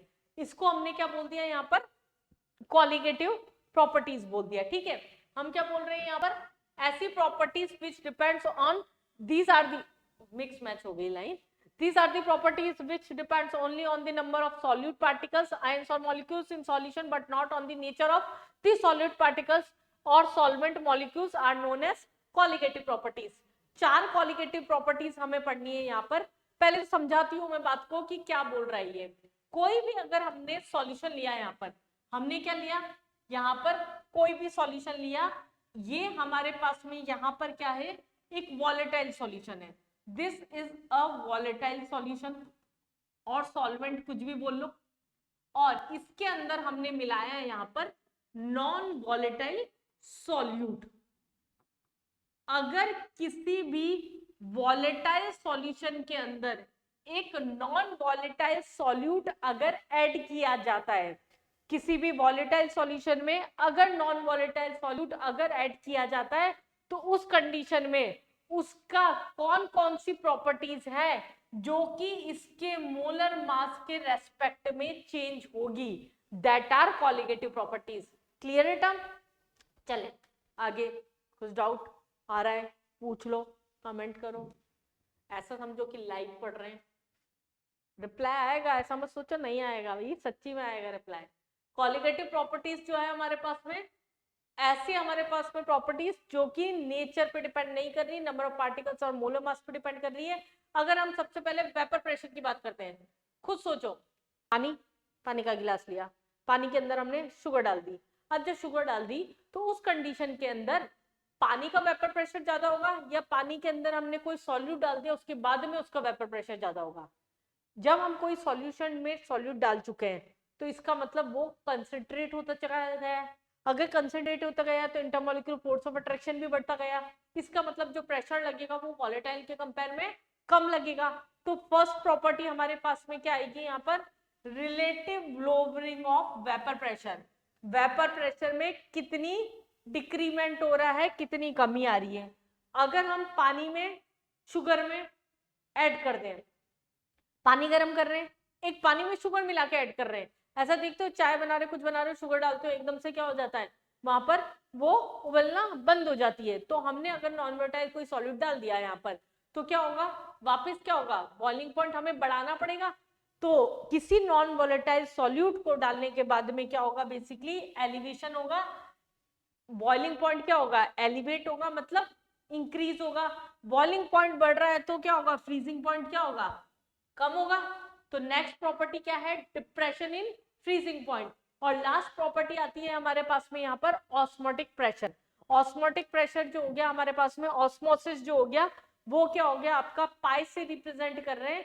तो ऑस्मोटिक प्रेशर जो भी होगा सॉल्यूशन का, वो क्या होगा, अपने आप में ही एक कॉलिगेटिव प्रॉपर्टी होती है, क्योंकि वो सॉल्वेंट के पार्टिकल्स के ऊपर और नंबर ऑफ सॉल्यूट पर ही डिपेंड करती है। यहाँ पर फर्स्ट प्रॉपर्टी लेके चलते हैं हम यहाँ पर, relative lowering of vapour pressure. इनसे आते हैं आपके numericals. Relative lowering of vapour pressure basically क्या है, हम क्या बोल रहे हैं यहाँ, एक सॉल्यूशन लिया, ये सॉल्यूशन, इसमें डाला नॉन वोलेटाइल सॉल्यूट, तो इसका जो प्रेशर है वो क्या है, PA0। जो सॉल्यूशन बना उसका वेपर प्रेशर कितना है, PS। ये सब हमें ध्यान रखना है, अगर डायग्राम बना के करोगे तो अच्छे से याद रहता है। तो यहाँ पर क्या बोला है, वैसे तो पूरा लिखा हुआ है, लेकिन एक बार टीचर के हाथ से लिखा हुआ हो, आप अपने हाथ से कोई डेरिवेशन करते हैं तो आपको ज्यादा समझ में आता है। तो हम इस चीज को एक बार डिराइव कर लेते हैं। हमें निकालना है डेल्टा पी, पी में कितना चेंज हो रहा है, that is P0 minus PS। और डेल्टा पी बराबर हम ये भी बोल सकते हैं PA0 सॉल्यूशन का क्या हो जाएगा, रॉयल्स लॉ के अकॉर्डिंग P0 इंटू एक्स से। अब यहाँ पर डेल्टा पी जो है हमारे पास में, वो वैल्यू जो होगी वो क्या होगी, अगर हम इधर से बात करें P0 कॉमन ले लो, 1 माइनस एक्स से ये लिख सकते हैं आप यहाँ पर। तो डेल्टा पी यहाँ से क्या है, P0 minus PS upon P0 is equal to 1 by minus X से, मतलब XP। हमें सॉल्यूट की टर्म में कन्वर्ट करना था, क्योंकि P0 minus PS upon P0 is equal to क्या हो गया, NB upon Na plus NB। हमें पता है डाइल्यूट सॉल्यूशन है तो हम क्या करें, यहाँ पर सॉरी बी को नेग्लेक्ट कर दें ए के कंपेयर में, तो n B upon N A मिलेगा, that is equal to n B upon N A. तो हम इसे क्या लिख सकते हैं यहाँ से, P not minus P S upon P not is equal to W2 solute का, M2 सॉल्वेंट का, W1 इंटू M1। ये हमारे पास में क्या हो गया, फॉर्मूला हो गया relative lowering of vapour pressure का। दोनों अलग अलग टर्म से ध्यान रखना, P not minus P S क्या हो रहा है, कितना चेंज हो रहा है वेपर प्रेशर में, कितना चेंज आ रहा है, that is P not minus P S. और relative lowering of vapour pressure बात कर रहे हैं तो this is relative lowering of vapour pressure, P not minus P S upon P naught, ये क्या है relative lowering of vapour pressure, W2 upon M2 into W1 into M1, ये क्या है हमारे पास में सॉल्यूट का जो भी मास होगा उसके कंपेयर में लिखी हुई वैल्यूज जो हो गई वो हो गई यहाँ पर। ये तीसरा हमारे पास में इसी चीज को पूरा यहाँ पर विद थ्योरी हमने यहाँ पर एक्सप्लेन कर रखा है, डेल्टा पी क्या है, पी नॉट एक्स से वही चीज हो गई N B upon N A plus N B, यहाँ पर W2 अपॉन M2 इसको नेग्लेक्ट कर दिया तो पी ए, डेल्टा पी क्या आ गया हमारे पास में W2 अपॉन M1, और ये हमारे पास में मॉलिक्यूलर मास ऑफ सॉल्यूट निकालने के लिए क्या हो गया, डायरेक्ट पूरा का पूरा फॉर्मूला हो गया, जिससे हम क्या निकालते हैं, या तो प्रेशर निकाल लेते हैं वेपर प्रेशर का, या फिर पी नॉट प्योर सॉल्यूशन का, या मोलर मास ऑफ सॉल्यूट, वो हम यहाँ पर कैलकुलेट कर सकते हैं। सेकंड प्रॉपर्टी आती है यहाँ पर एलिवेशन इन बॉइलिंग पॉइंट, कितना बॉइलिंग पॉइंट में इंक्रीमेंट हो रहा है। तो डेल्टा टीबी कितना चेंज हो रहा है वो बेसिकली किस पे डिपेंड करता है, यहाँ पर मास की टर्म में मोलर मास की, तो मोलिलिटी पे डिपेंड कर रहा है, डायरेक्टली प्रोपोर्शनल टू मोलिलिटी।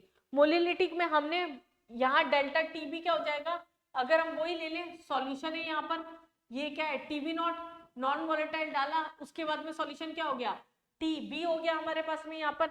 अगर इसके अंदर इसको डाल दिया गया तो उस कंडीशन में डेल्टा टीबी क्या हो जाएगा यहाँ पर केबी डॉट एम, ये हो जाएगा केबी यहाँ पर क्या है एब्लियोस्कोपिक या फिर boiling point elevation constant, M is molality, molality का फॉर्मूला पुट कर दो, number of moles of solute present in 1 kilogram of solvent, छोटा फॉर्मूला ये याद रख सकता हूँ। और डेल्टा टीबी क्या है यहाँ पर हमारे पास में, अगर हम बात करें बड़े में से छोटा, यहाँ क्या हो रहा है बढ़ रहा है, इंक्रीज हो रहा है, इसका मतलब टीबी में से टीबी नॉट माइनस करेंगे, ये ध्यान रखना टीबी माइनस टीबी नॉट होगा, टीबी नॉट माइनस टीबी नहीं होगा, वरना ऑप्शन में एक नेगेटिव होगा एक पॉजिटिव होगा तो गलती हो जाएगी आपकी।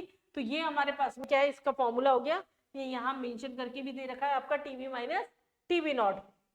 ये हमारे पास ग्राफ क्या हो गया, जो हमारे पास में सॉल्यूशन का सॉल्वेंट का उसके बीच की जो जगह हो गई, ये क्या हो गई हमारे पास में डेल्टा टीबी हो गई, दिस इज डेल्टा टीबी। ये स्टार्टिंग में क्या था टीबी नॉट था, और बढ़ने के बाद में क्या हो गया आपका टीबी हो गया। ये हमारे पास में क्या हो गया यहाँ पर इसका ग्राफ हो गया, this is elevation in boiling point. अगर हम फाइनल फॉर्मूले की बात कर रहे हैं, यहाँ से मैंने अभी आपको बताया ये क्या था, delta TB is equal to K B dot M, M का फॉर्मूला रख लिया हमने W2 upon M2 into W1, M molar mass की टर्म में ले लिया, तो ये हमारे पास में क्या आ गया, इसका फॉर्मूला आ गया delta TB is equal to KB, 1000 हमने इसलिए मल्टीप्लाई किया क्योंकि ग्राम में होता है, तो यहाँ मोलर मास जो कि ग्राम में होगा तो उसकी वजह से हमने यहाँ पर इसे 1000 से मल्टीप्लाई कर रखा है। अगर केजी में है तो हम इसको 1000 से मल्टीप्लाई नहीं करेंगे, न्यूमेरिकल के अंदर आपको ये चीज ध्यान रखनी है।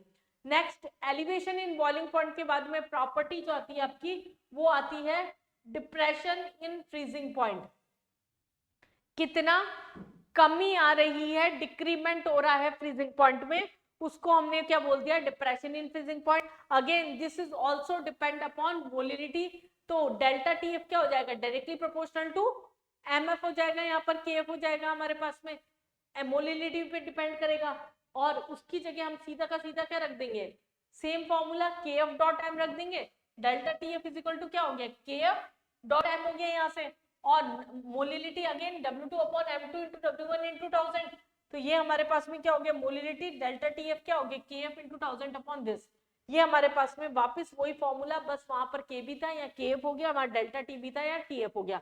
और मेन चीज जो अगेन ध्यान रखनी है डिप्रेशन है, इसका मतलब बड़े से छोटा माइनस होगा, तो इसका मतलब यहाँ टीएफ नॉट प्योर में से जो सॉल्यूशन बन रहा है उसका रखेंगे, वरना वापस नेगेटिव पॉजिटिव की गलती हो जाएगी। आंसर ऑप्शन में दे रखा है -273 केल्विन और साथ में दे रखा है +273 केल्विन, तो वो गलती जो होगी ना आपकी यहीं से होगी, अदरवाइज नहीं होगी क्वेश्चन के अंदर। चलें आगे बढ़े। अगर कहीं पर Kb और Kf की वैल्यू डायरेक्टली नहीं दे रखी है, आपकी यहाँ मेंशन नहीं है, कभी कभी क्या होता है मेंस लेवल पे नहीं होगा वैसे, लेकिन कभी कभी अगर Kb या Kf की वैल्यू आपकी डायरेक्ट नहीं दे रखी, तो ये फॉर्मूला है इसका RMTB square upon 1000 into boiling हो रहा है मतलब डेल्टा एच ऑफ वेपराइजेशन। ये हमारे पास में होता है केबी निकालने के लिए M molar mass of solute है, टीबी यहाँ पर क्या है boiling point of solution, R gas constant, delta H of vaporisation. ये अगर कभी थर्मोडायनेमिक्स के साथ मिला के एडवांस लेवल पे कोई क्वेश्चन अगर सेटअप कर दिया जाए तो उस कंडीशन में ये चीज काम आती है। और ऐसे ही के एफ क्या हो जाएगा R M T F square upon 1000 into delta H of, अब यहाँ पर क्या हो रहा है फ्रीजिंग हो रही है, तो ये क्या हो जाएगा डेल्टा एच ऑफ फ्यूजन। ये दो फॉर्मूले जो आपके अलग से केबी और केएफ निकालने के लिए आपको याद होनी चाहिए। अगर कभी बहुत ही ज्यादा लेंथी या डीप में क्वेश्चन को दे दिया जाता है तब ये काम आएंगे, अदरवाइज ये आपके काम नहीं आएंगे। और फोर्थ प्रॉपर्टी जो आ जाती है इसकी that is osmotic pressure. Bio के बच्चे हैं तो उनको तो पता होगा, लेकिन अभी हम मेंस लेवल का पढ़ रहे हैं तो मेंस लेवल के स्टूडेंट्स जो हैं उनको ऑस्मोसिस भी नहीं पता होता, डिफ्यूजन ऑस्मोसिस ऐसी टर्म्स होती है जो आपको नहीं पता होती, कोई दिक्कत नहीं है।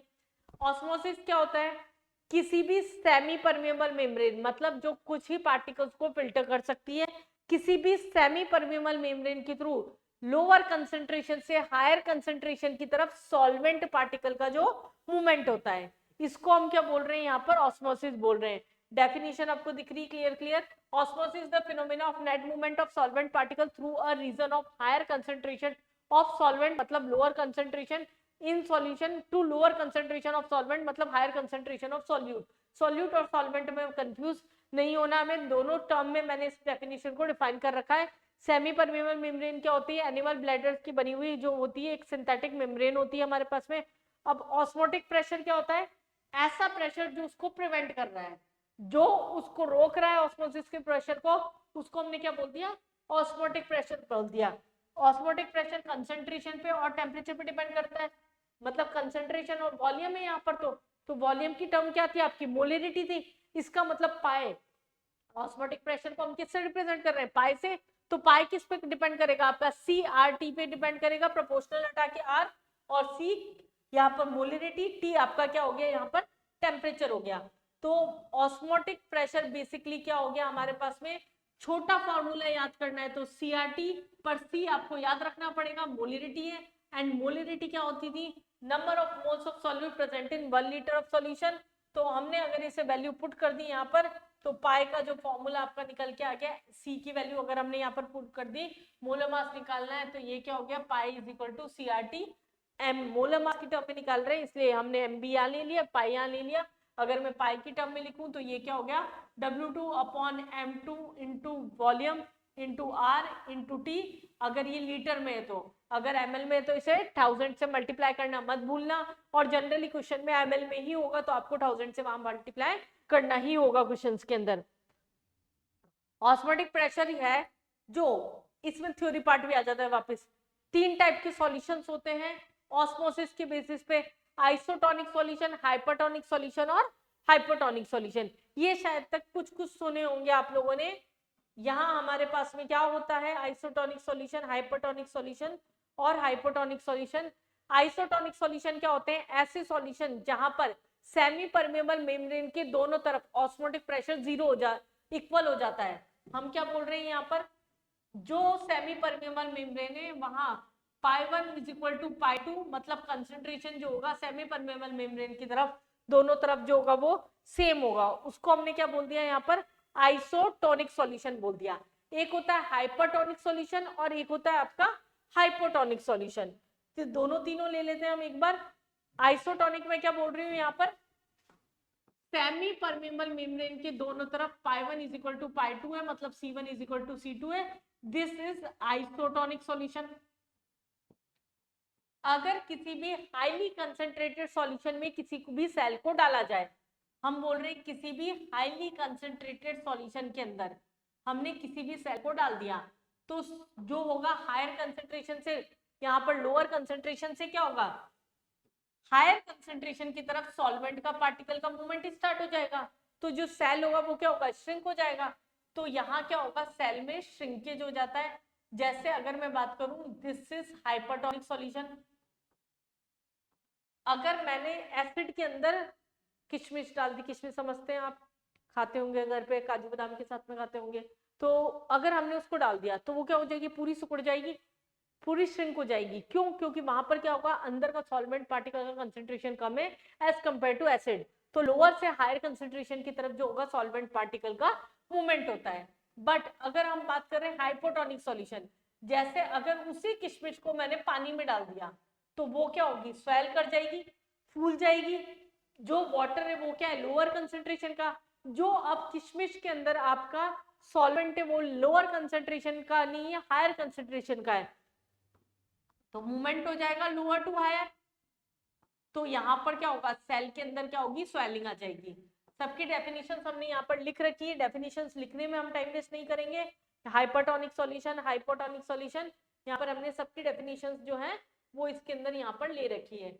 इसी के साथ में एक टर्म और आती है हमारे पास में, reverse osmosis. Reverse osmosis basically क्या होता है, रिवर्स ऑस्मोसिस हम बात कर रहे हैं आरओ वाटर, सबने सुना होगा, आरओ का पानी पीते हैं सब जने। हम कोई बिस्लरी की कोई बोतल लेके आते हैं तो उसके ऊपर टैग लगा होता है आरओ का, तो वो क्या है, रिवर्स ऑस्मोसिस।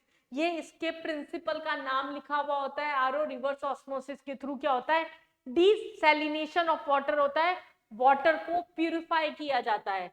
कैसे प्यूरिफाई किया जाता है, यहाँ जैसे कि अगर कोई सेमी परमेबल मेम्ब्रेन लगी हुई है, जब हमें वाटर प्यूरिफिकेशन करना होता है तो स्पेशली इसे सेलुलोज एसीटेट का बनाया जाता है। सेलुलोज एसीटेट की जो मेम्ब्रेन होती है वो केवल प्योर वाटर सॉल्वेंट पार्टिकल के लिए परमेबल होती है। हम क्या करते हैं, अगर ऑस्मोटिक प्रेशर जो लग रहा है उसके कंपेयर में एक्सटर्नल प्रेशर को अगर ज्यादा कर दिया जाए तो सॉल्वेंट पार्टिकल अपोजिट डायरेक्शन में मूव करना शुरू कर देते हैं। हमने क्या किया, डाइल्यूशन लिया, कंसंट्रेटेड वाटर था, अगर हमने यहाँ पर एक्सटर्नल प्रेशर, नॉर्मल तो क्या हो रहा था, ये मूवमेंट हो रहा था, अगर हमने एक्सटर्नल प्रेशर ऑस्मोटिक प्रेशर के कंपेयर में यहाँ पर क्या किया, ज्यादा कर दिया, तो सॉल्वेंट पार्टिकल जो होंगे कंसंट्रेटेड से अपोजिट डायरेक्शन में मूव करना शुरू कर देंगे। और ये membrane specially pure solvent particle के लिए बनी हुई है, तो जो वाटर होगा, प्योर वाटर होगा, वो अपोजिट डायरेक्शन में यहाँ पर मूव करना स्टार्ट कर देगा।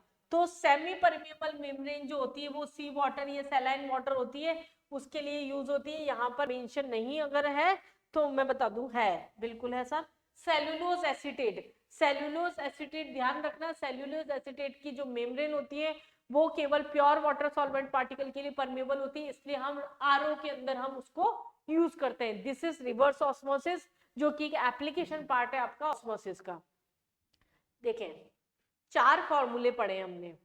फर्स्ट प्रॉपर्टी क्या पढ़ी, अभी मैं न्यूमेरिकल से एक भी डील नहीं कर रही हूँ, साथ में हम सारे पीवाईक्यूज लगाते हुए इसके न्यूमेरिकल्स डील करेंगे अभी जब ये कंप्लीट हो जाएगा। फर्स्ट प्रॉपर्टी हमने पढ़ी, relative lowering of vapour pressure. Formula क्या था, P not minus P S upon P naught, अगर मैं मोल की टर्म में लिखूं तो N2 अपॉन N1, ये फॉर्मूला था। दूसरी फॉर्मूला प्रॉपर्टी पढ़ी, elevation in boiling point delta TB, that is KB dot M, M is molality।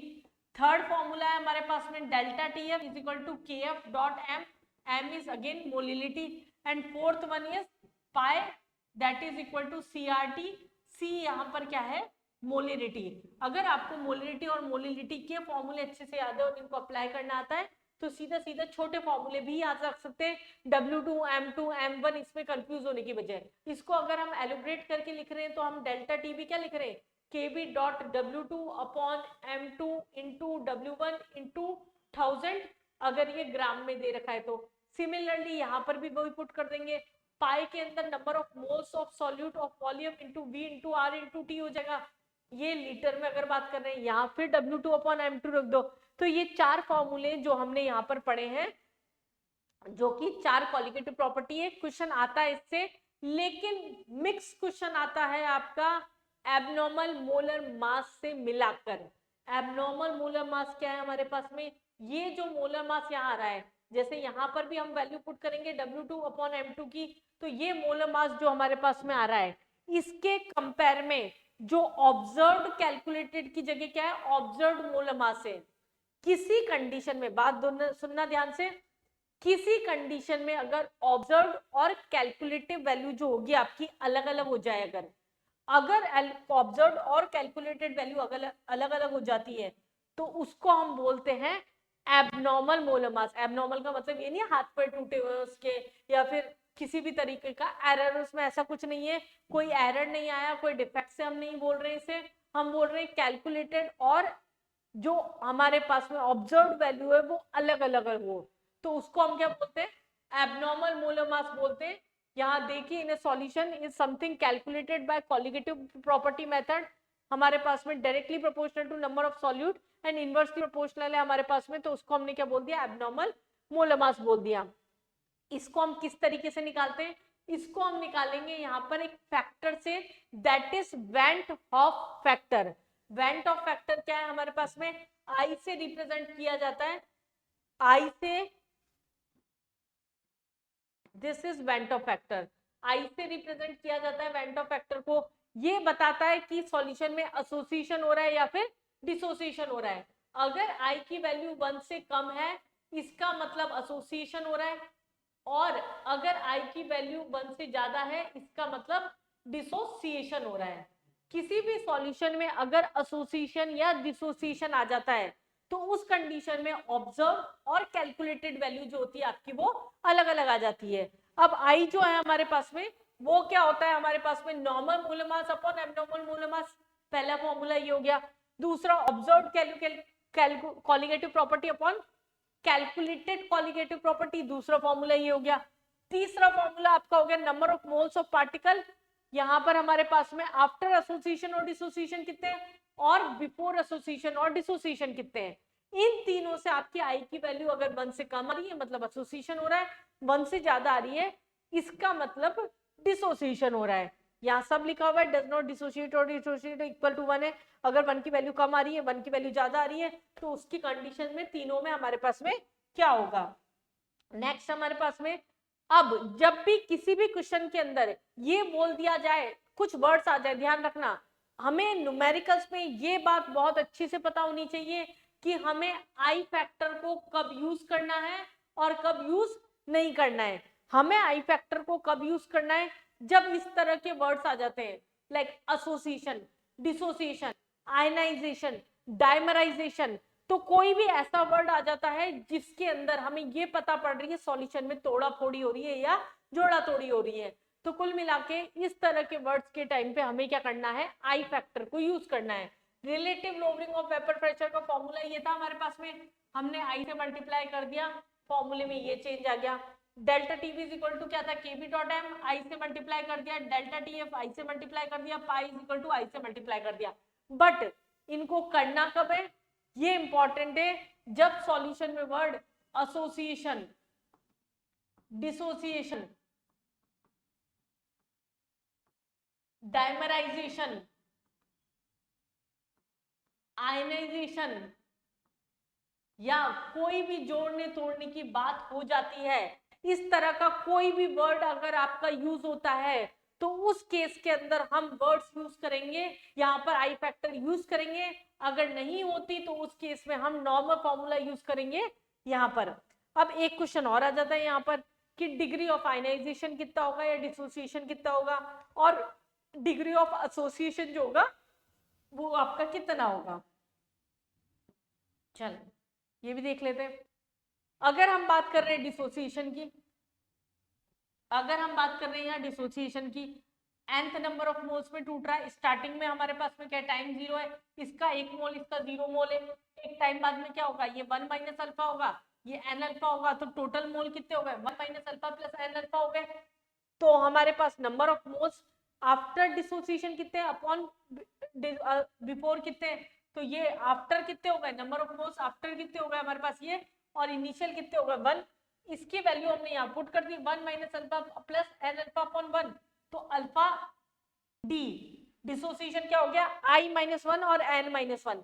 N क्या है, कितने नंबर ऑफ आयंस के अंदर कोई भी मॉलिक्यूल डिसोशिएट हो रहा है। जैसे अगर हमारे पास AB2 है तो ये क्या होगा A+2 और 2B माइनस, टोटल 3 आयंस में डिसोशिएट हो रहा है, तो एन की वैल्यू क्या लेंगे हम यहाँ पर 3 लेके चलेंगे। अगर कहीं एसोसिएशन हो रहा है जैसे एग्जांपल करा रखे हैं, Al2SO4 होल थ्राइस हो गया, 3 + 2 5 हो जाएगा यहाँ पर हमारे पास में, तो वो क्या हो गई हमारे पास में n की वैल्यू हो जाएगी। और ऐसे ही अगर हम एसोसिएशन निकालेंगे तो यहाँ पर क्या हो जाएगा, n अल्फा की वजह एसोसिएट थमो थमो रुको, लगता है पानी की जरूरत है। अरे तुम लोग तो सब कोल्ड ड्रिंक लेके बैठे हो, चिप्स लेके बैठे हो, आराम से खाते पीते देख रहे हो।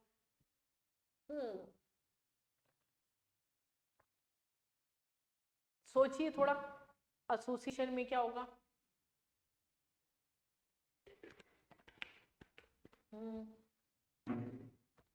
चलिए, एसोसिएशन के अंदर इसी की जगह क्या है, अल्फा बाय एन हो जाएगा, क्योंकि वहां तो दो चीजें मिल रही है, तो वो क्या करेगा, कम होगा।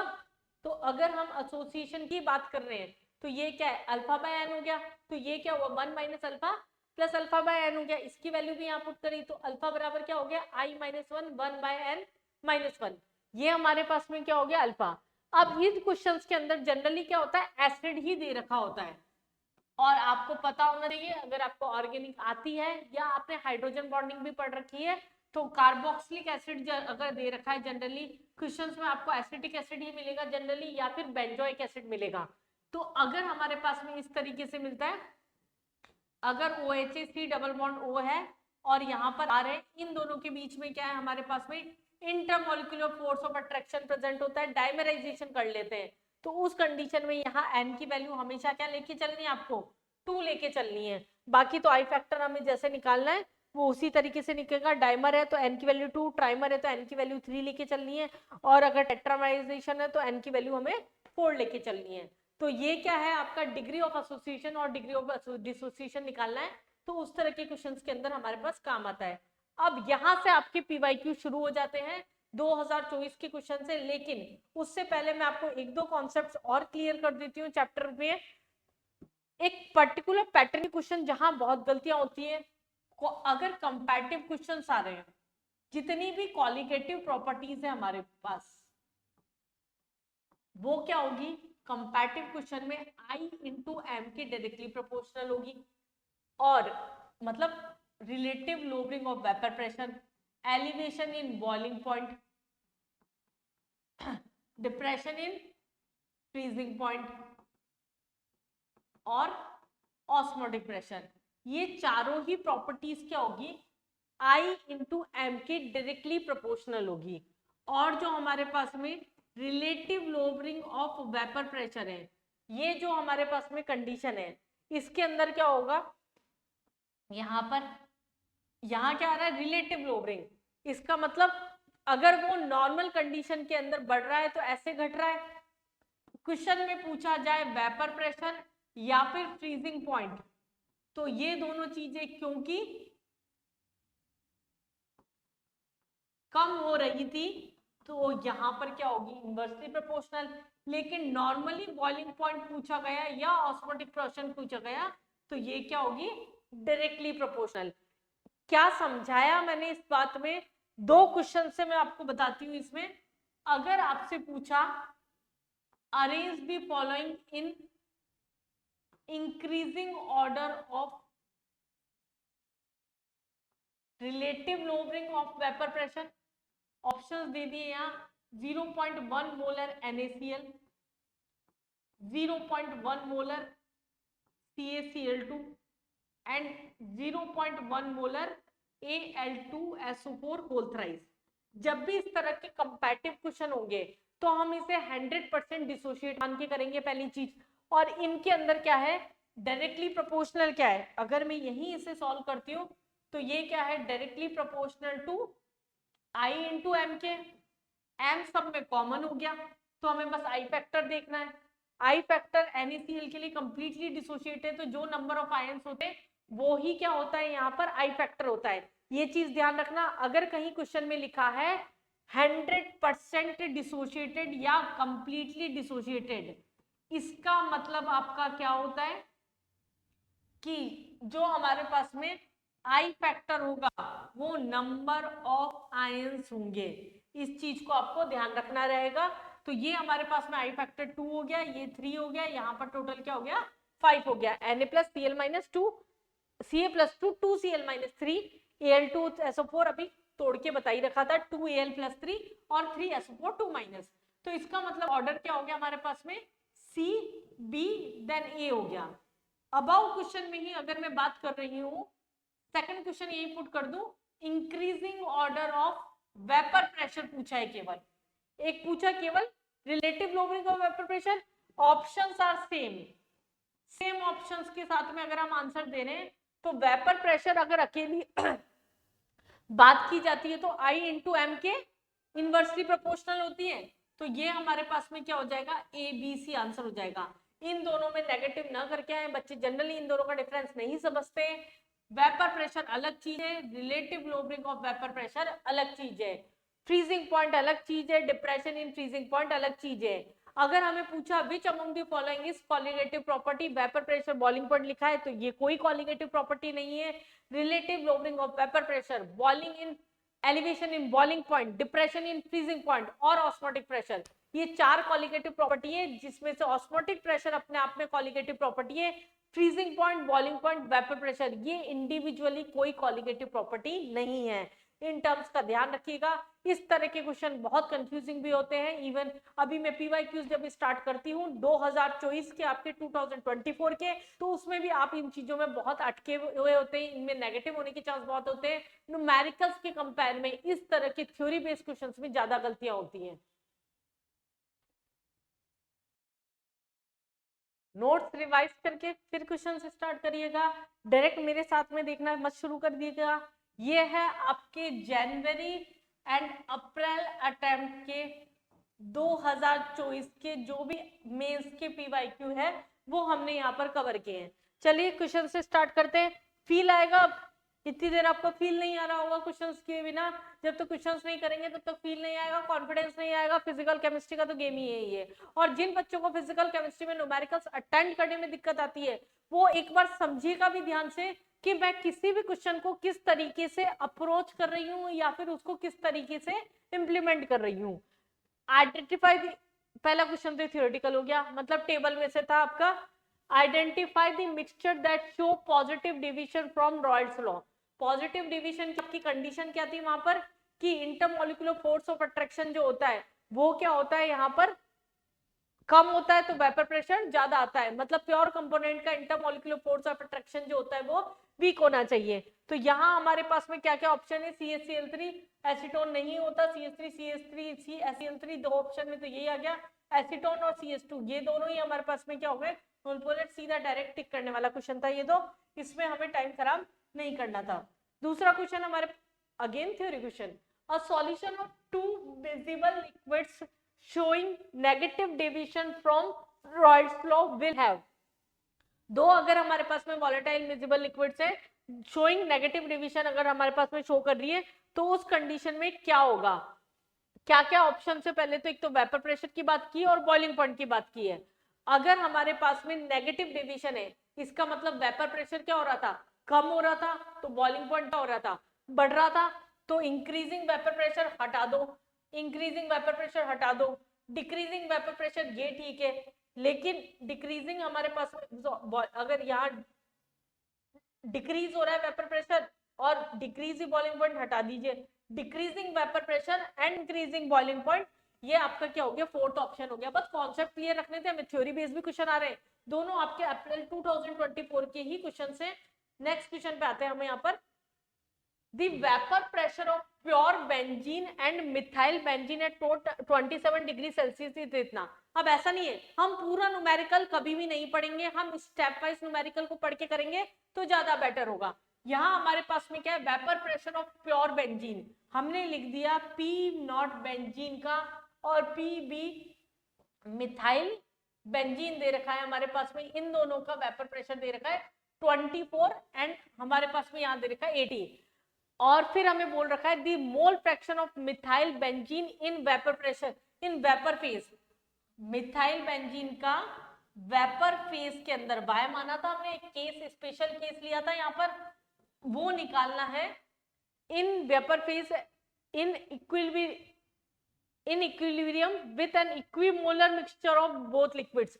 मतलब मोल फ्रैक्शन दोनों का सेम है बी का, और मोल फ्रैक्शन मिथाइल बी का सेम है, तो x प्लस ए प्लस बी क्या होता है 1, तो दोनों का हम क्या मान ले 0.5 एंड 0.5, ये हमारे पास में ये निकालना है। तो y हमारे पास में मोल फ्रैक्शन b का क्या होता है, अभी हमने रिलेशन लिया था कि टोटल हमारे पास में किसी का भी पार्शियल प्रेशर का जो भी, यहाँ पर हमारे पास में क्या होगा पार्शियल प्रेशर ऑफ जो भी मिथाइल बी का होगा अपॉन टोटल प्रेशर, ये हो जाएगा। और टोटल प्रेशर क्या है मोल फ्रैक्शन इनटू उसका प्योर कंपोनेंट का प्लस दूसरे मोल फ्रैक्शन का इनटू प्योर कंपोनेंट का, और इसका क्या होगा इसके प्योर कंपोनेंट का इनटू मोल फ्रैक्शन का। तो हम क्या लिख सकते हैं इसे, हम लिख सकते हैं मोल fraction of mb into partial pressure of mb upon mole fraction of mb into partial pressure of mb plus mole fraction of benzene into partial pressure of benzene. इस तरीके से हम इसको रिप्रेजेंट कर सकते हैं। तो यहाँ अगर हम कैलकुलेट करते हैं इसे, तो यहाँ क्या है मोल फ्रैक्शन कितना दे रखा है आपको 0.5 है, पहले इसका है 24 upon 0.5 plus 20 into 24 plus 0.5 into partial pressure 80, ये हमारे पास में इस पूरे को अगर हम कैलकुलेट कर लेते हैं तो आपके पास में जो आंसर आएगा दैट इज 23।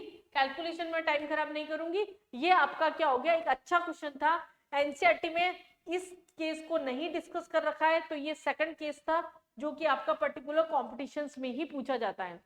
नेक्स्ट क्वेश्चन पे बात करते हैं।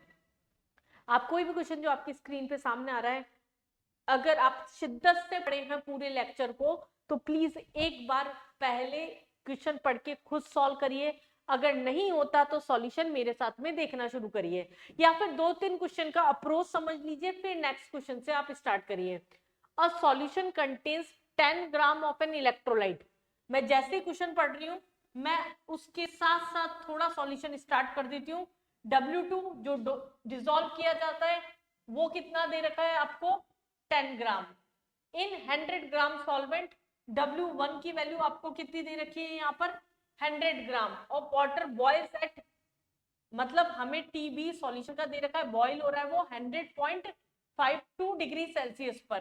The degree of ionisation of the electrolyte आ गया अल्फा, जो लास्ट टॉपिक पढ़ा था अल्फा। डिग्री ऑफ डिसोसिएशन क्या था I-1 N-1, ये हमारे पास में फॉर्मूला था। मैं क्वेश्चन को पढ़ते पढ़ते डाटा लिखती जाती हूँ तो क्वेश्चन आधा वही सॉल्व हो जाता है। आपको भी यही करना है, पेन साथ में चलना चाहिए। Given molar mass of Ab2, हमें M2 की वैल्यू कितनी दे रखी है 200 दे रखी है, साथ में यहाँ पर Kb की वैल्यू भी आपको दे रखी है 0.52 केल्विन Kg पर मोल। मैं यूनिट्स नहीं लिख रही हूँ यहाँ पर। बॉइलिंग पॉइंट ऑफ वाटर हमें TB की वैल्यू बॉइलिंग पॉइंट की दे रखी है, हालांकि उसे नहीं देनी चाहिए थी क्योंकि आपको पता होना चाहिए, नहीं भी दे रखी तो बॉइलिंग पॉइंट वाटर का 100 डिग्री सेल्सियस होता है। और हमें Ab2 का डिसोसिएशन निकालना है, इसे डिसोशिएट करके भी दे रखा है, मतलब n का फैक्टर क्या हो गया 3 हो गया। ये तो हमने यहीं से निकाल लिया कि n3 है, ये आपका क्या हुआ गिवन हुआ।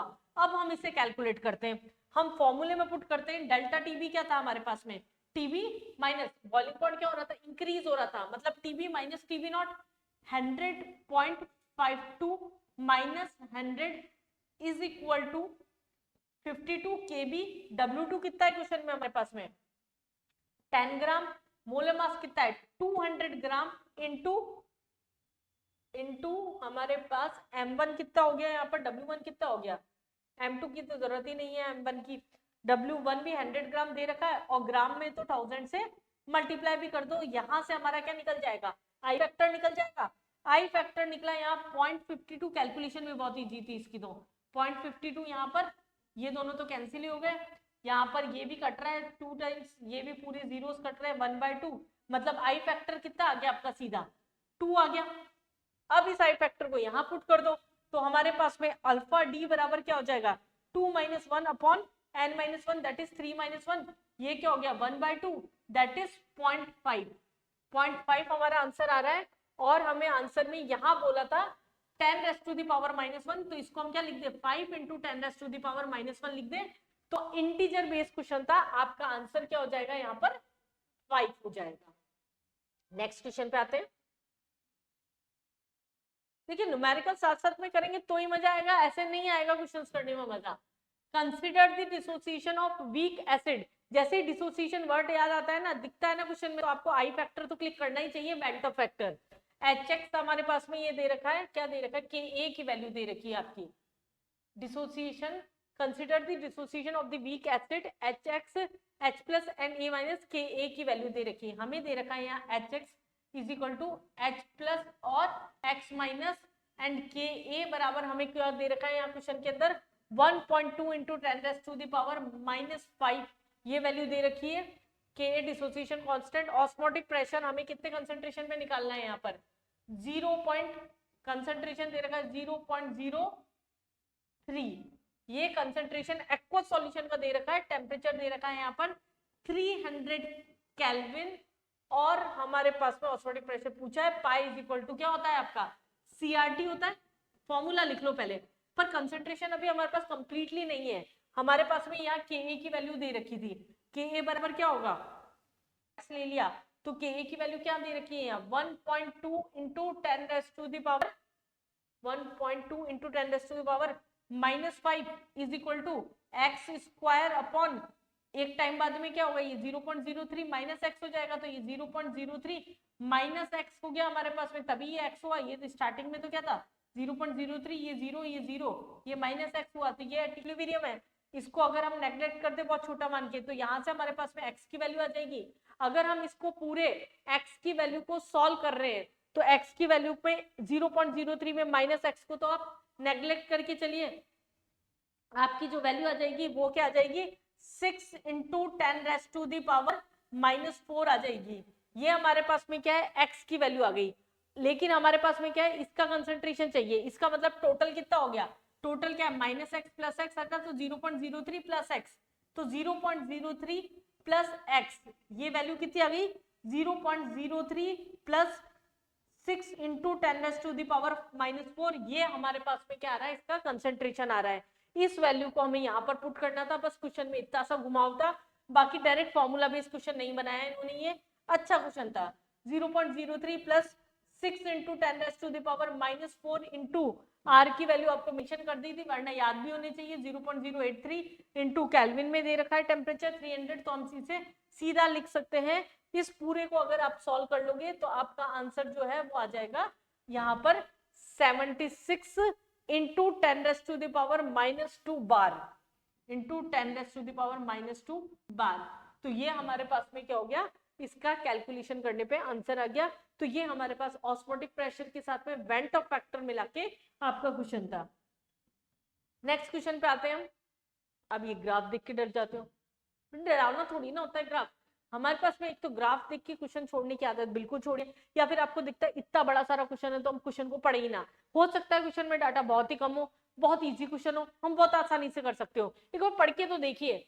when x into 10⁻⁻2 ml of methanol, हमें क्या बोला मिथेनॉल का हमारे पास में वॉल्यूम है जो कि नहीं पता है, x लिखा है तो ना मान लेते नहीं पता। उसका मोलर मास दे रखा है मिथेनॉल का 32, उसकी डेंसिटी दे रखी है हमें यहाँ पर 0.792 और is added in 100 ml water, water का हमारे पास में दे रखा है 100 ml और उसकी डेंसिटी दे रखी है हमारे पास में यहाँ पर 1। तो इससे तो वेट निकाल सकते हैं उसका। फॉलोइंग डाटा, अब यहाँ पर क्या है, हमने एक ग्राफ समझा था केएफ और केबी का, लो हाई में से लो माइनस करते हैं, ये हमारे पास में वैल्यूज होती है इसकी। हम क्या करते हैं, जो मैक्सिमम होता है टीएफ नॉट और टीएफ जो था ये वैल्यूज दे रखी है, और हमें बोला molar elevation boiling point freezing point TF और दे रखा है, टीएफ बराबर क्या हो गया 273.15 केल्विन के ऊपर हमारे पास में ये तो था हमारे पास में टीएफ नॉट की वैल्यू। फ्रीजिंग पॉइंट में डिप्रेशन हो रहा था या एलिवेशन हो रहा था, टीएफ नॉट क्या हो रहा था डिप्रेशन, मतलब जो आपका सॉल्यूशन था उसके कंपेयर में सॉल्यूट की वैल्यू जो थी, प्योर सॉल्यूट वाली की वैल्यू जो थी वो तो हमारे पास में क्या थी ज्यादा थी, मतलब बड़े में से छोटे को माइनस करना था। ये टीएफ नॉट हो गया, टीएफ हमारे पास में क्या हो गया 270.65 हो गया हमारे पास में, और के एफ की वैल्यू कितनी दे रखी है 1.86 दे रखी है। ये हमारे पास में सारा गिवन डाटा हो गया। थोड़ा सा कॉम्प्लिकेटेड दिख रहा है क्वेश्चन, लग रहा है डर लग रहा है ना, बहुत इजीली होता है। देखो यहाँ पर पहले तो इसे माइनस करके हम डेल्टा टी एफ निकाल लें। 273.15 माइनस 270.65 इज इक्वल टू के एफ है 1.86। W2 की वैल्यू क्या है हमारे पास में, नहीं है हमारे पास। W2 हो सकता है हमें यहाँ से निकालना हो, जिससे हम यहाँ पर यूज कर ले। डेंसिटी दे रखा है, वेट दे रखा है, मास दे रखा है, और हमें क्वेश्चन में निकालना क्या था, इसका वॉल्यूम ही तो निकालना है। तो density is equal to mass by volume, ये तो मोलर मास दे रखा है हमारे पास में यहाँ पर। तो W2 हम यहाँ से निकाल के इधर पुट कर दें, इधर हमारे पास में W2 की वैल्यू कितनी हो जाएगी, यहाँ पर W2 upon M2 into W1 into 1000।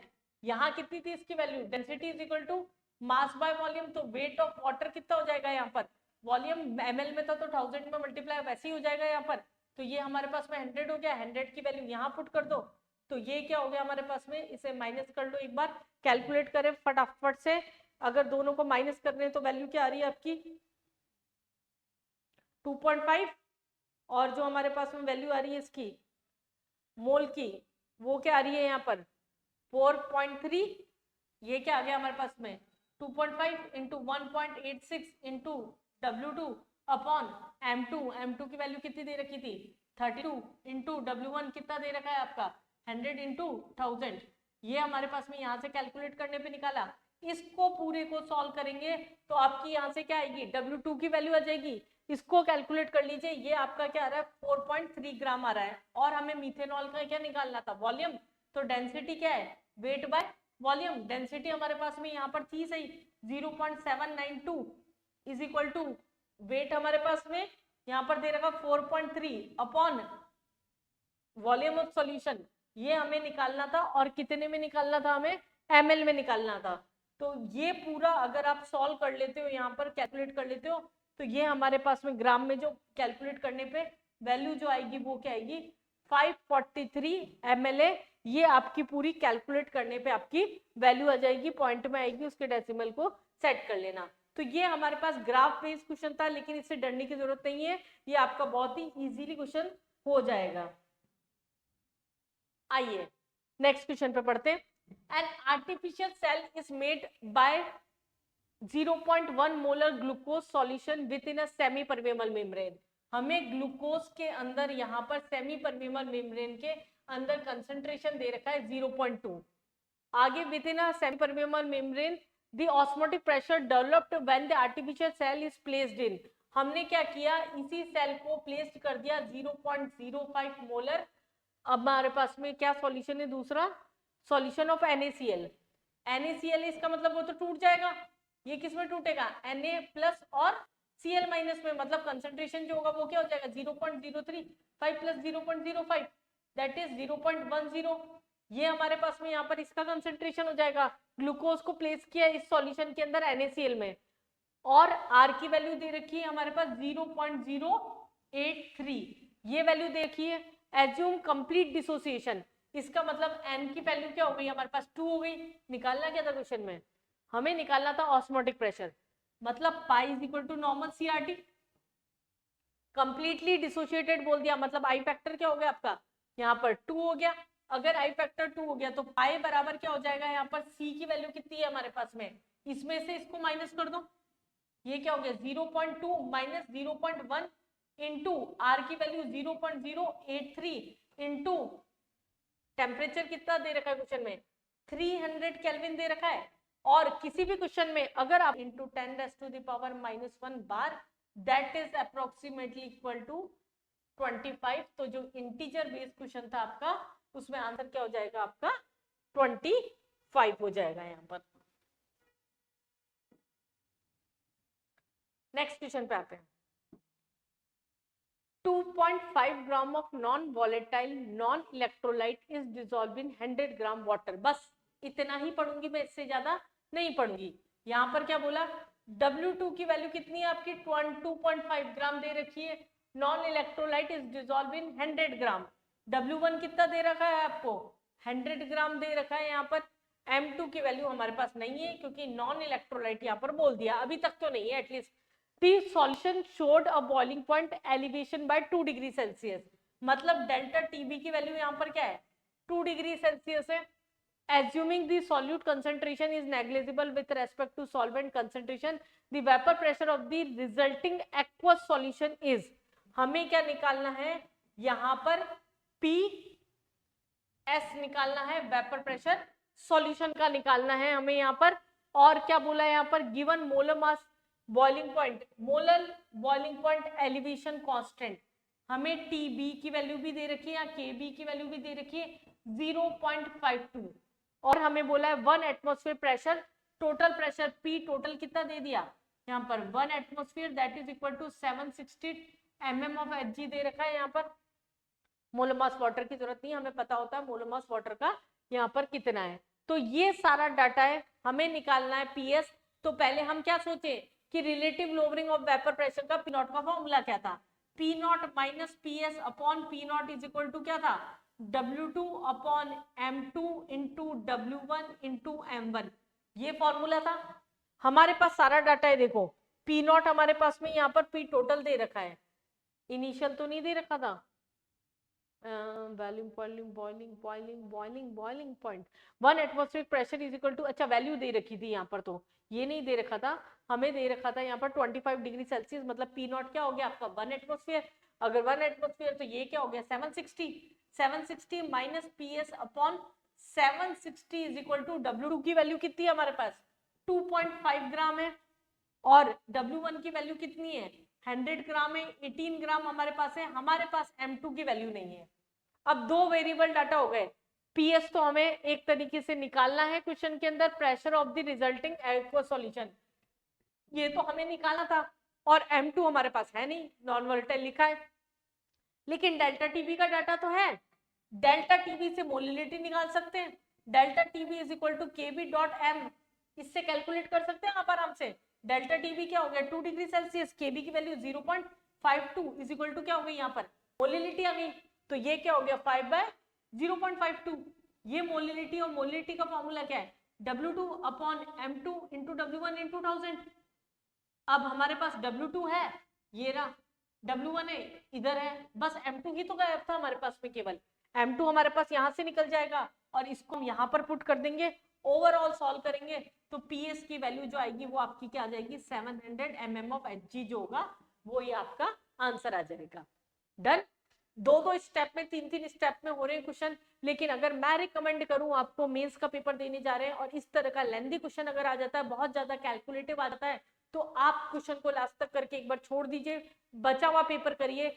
जैसे फिजिक्स के अंदर अगर कुछ थ्योरी बेस्ड क्वेश्चन है, मैथ्स में एक बार पढ़ गए तो थोड़ा लेंथी पड़ता है, तो आप पहले क्वेश्चंस को करके रख लीजिए, उसके बाद में फिर टाइम मिलता है तो कैलकुलेट करिए, अदरवाइज टाइम खराब कर सकते हैं ये वाले क्वेश्चंस। चलिए 2.3 of acetic acid are mixed with freezing point of solution, दोबारा रिपीट हो गया क्या क्वेश्चन, हाँ ये आपका रिपीट हो गया सॉरी क्वेश्चन। चलिए नेक्स्ट क्वेश्चन पे आते हैं। We have 3 aqueous solution, we have 3 aqueous solution of NaCl labeled A, B, C। हमें NaCl का ही सॉल्यूशन दिया गया है जिसकी लेबलिंग की हुई है A, B एंड C, और उनके कंसंट्रेशन दे रखे 0.1, 0.01 और 0.001, ये हमारे पास में वैल्यू है। वेंट ऑफ फैक्टर निकालना है हमें, I की वैल्यू निकालनी है, तो यहाँ सब कुछ तो NaCl सेम हो गया, कंसंट्रेशन डिफरेंट है, लेकिन किसके NaCl हमारे पास में यहाँ पर दे रखा है एक्वस सॉल्यूशन का, इसका मतलब डाइल्यूशन बढ़ता जा रहा है। अगर किसी भी चीज का डाइल्यूशन बढ़ेगा इसका मतलब आई फैक्टर डाइल्यूशन के डायरेक्टली प्रोपोर्शनल होगा, तो यहाँ हमारे पास में क्या होगा, जितना ज्यादा यहाँ पर कंसंट्रेशन कम उतनी ज्यादा आई फैक्टर की वैल्यू ज्यादा, तो यहाँ हम बोल सकते हैं इसका कंसंट्रेशन सबसे कम तो उसकी आई फैक्टर की वैल्यू सबसे ज्यादा हो जाएगी, तो आंसर आपका क्या हो जाएगा फर्स्ट ही हो जाएगा। ये तो थ्योरी बेस्ड क्वेश्चन था आपका सीधा। चले वापस न्यूमेरिकल खुद ट्राई करेंगे, अब तो कॉन्फिडेंस आ रहा होगा आपको, करने के बाद में न्यूमेरिकल्स थोड़े टफ लगते हैं बच्चों को, W2, M2, W1, M1 इसमें बहुत कंफ्यूजन होता है, delta TB, TB minus TB not, ये सारे कंफ्यूजन आई होप आपके अभी तक इस लेक्चर में क्लियर हो चुके होंगे। Mass of ethylene glycol to be added to 18.6 kg of water, हमें क्या है W2 एक तरह से शायद निकालना है। इथाइलिन ग्लाइकॉल हमारे पास में दे रखा है जिसका मोलर मास होता है 62 कुछ में दे रखा है। Are to be added to 18.6 kg of water, मतलब W1 की वैल्यू kg में ही दे रखी है 18.6। यहाँ यूनिट लिखने का ध्यान रखें वरना हम ग्राम में होने की वजह से कन्वर्ट कर देते हैं। The freezing point two protect the freezing point, मतलब हमें डेल्टा TF ही दे दिया यहाँ पर -24 डिग्री सेल्सियस इज W2 निकालना है आपको, KF की value direct formula putting question है। ये तो बहुत ही ज्यादा इजी क्वेश्चन डाल दिया पेपर में।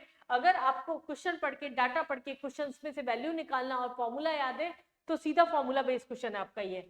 डेल्टा TF बराबर क्या हो गया यहाँ से -24 degree Celsius is equal to 1.86 into आपका W2 कितना है निकालना है M2 62, ये 18.6 आपका केजी के अंदर ही है तो ग्राम से मल्टीप्लाई करने की जरूरत नहीं है, और केबी की वैल्यू 1.86, वैल्यूज ही कट रही है आपकी, तो यही मैंने लिख दिया था इसे, ये लगभग कट रही है, ये कट रही है आपकी, बस इसे 62 से मल्टीप्लाई करना था यहाँ पर आके। तो ये क्वेश्चन बहुत ही इजी क्वेश्चन था आपका, इसमें बहुत ज्यादा आपको दिमाग लगाने की जरूरत नहीं थी, बस ये ध्यान रखना था आपको to protect the freezing point लिखा था यहाँ पर। अगर आपको यहाँ पर प्रोटेक्शन दिया है फ्रीजिंग पॉइंट का, इसका मतलब क्या हुआ, आ जाएगी आपकी 15 आ जाएगी। ये आपका बहुत ही डायरेक्ट और बहुत ही इजी कैलकुलेटिव क्वेश्चन था जो आप बहुत आराम से इसे कर सकते थे। नेक्स्ट क्वेश्चन पे आ जाते हैं। What happens to freezing point of benzene when small quantity of naphthalene is added to benzene.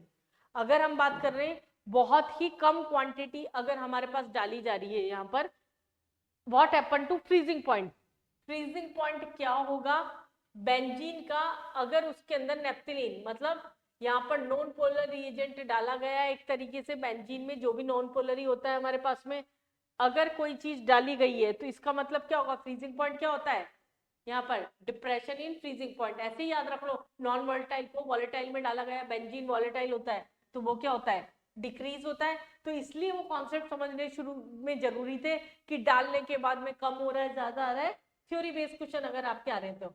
और ये 2024 का जो आपका आखिरी क्वेश्चन है वो हम लेके चलते हैं अभी।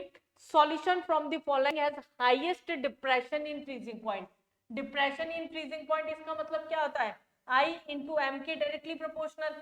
ये हमारे पास में यहाँ डाटा क्या दिया है 180 ग्राम ऑफ एसिटिक एसिड, सबके 180 ग्राम दे रखे हैं, तो इसका मतलब W2 की वैल्यू तो सबकी कॉमन होगी, इसका मतलब थोड़ा तो M2 पे डिपेंडेंसी हो जाएगी यहाँ पर मोलिलिटी की अगर हम बात करते हैं तो। और दूसरी चीज है हमारे पास में मोलिलिटी की भी बात करते हैं क्योंकि यहाँ फ्रीजिंग पॉइंट बोला है, यहाँ एसिटिक एसिड को वाटर में डिसॉल्व किया है, इसका मतलब आयनाइजेशन हमारे पास में डाइमराइजेशन हो रहा है, आयनाइजेशन हो रहा है। अगर एसिटिक एसिड को बेंजीन में करेंगे तो डाइमराइजेशन हो जाएगा, बेंजोइक एसिड को बेंजीन में करेंगे अगेन डाइमराइजेशन, और ग्लूकोज तो यहाँ पर डिसॉल्व ही नहीं होता, तो यहाँ पर हमारे पास में क्या होगा ये आयनाइज होने के बाद में 2I हो जाएगा हमारे पास में, मल्टीप्लाई होने के बाद में I की वैल्यू क्या हो जाएगी 2 हो जाएगी, एसिटिक एसिड ब्रेक डाउन होगा तो ये तो क्या हो रहा है डाइमर बना रहा है, यहाँ पर ये डाइमर बना रहा है, तो हमारे पास में जितनी ज्यादा I की वैल्यू उतना ही ज्यादा वहां पर क्या होगा डिप्रेशन इन फ्रीजिंग पॉइंट होगा। तो ये हमारे पास में क्या थे थ्योरी क्वेश्चंस थे। अगर आपको न्यूमेरिकल सेक्शन में अभी भी दिक्कत आ रही है तो आप एक बार एनसीईआरटी के क्वेश्चंस भी सॉल्व करिए, अच्छे लेवल के क्वेश्चंस दे रखे उसमें, उसके अलावा 2023 और 22 के क्वेश्चंस करिए। आई होप आपके इस लेक्चर के बाद में सॉल्यूशन ऑल ओवर हर तरीके से डन हो चुका होगा, आप बोर्ड लेवल पे भी इसको ले जाके कर सकते हैं, नीट लेवल पे भी ले जाके कर सकते हैं, और मेंस लेवल पे तो मैंने आपको पीवाईक्यूज के साथ में इसको कराया ही है। इस तरह के और पीवाईक्यूज और वन शॉट्स देखने के लिए चैनल को कैटलाइजर इंस्टीट्यूट के चैनल को लाइक करके सब्सक्राइब करिए। सब्सक्राइब करने से आपके नोटिफिकेशंस आते जाएंगे जिससे पेपर के टाइम पे आपको काफी हेल्प मिलेगी कि आपको किस तरीके से जल्दी जल्दी पेपर में क्वेश्चंस को करना है, और काफी ट्रिक्स दी जा रही है, डेली मैथ्स के पीवाईक्यूज डाले जा रहे हैं, फिजिक्स के वन शॉट्स डाले जा रहे हैं, तो आपके लिए चैनल को सब्सक्राइब करने से आपके लास्ट टाइम पे काफी हेल्प मिल जाएगी। आपकी सक्सेस के इस दौड़ में हम कैटलाइजर्स की टीम आपके साथ है। All the best.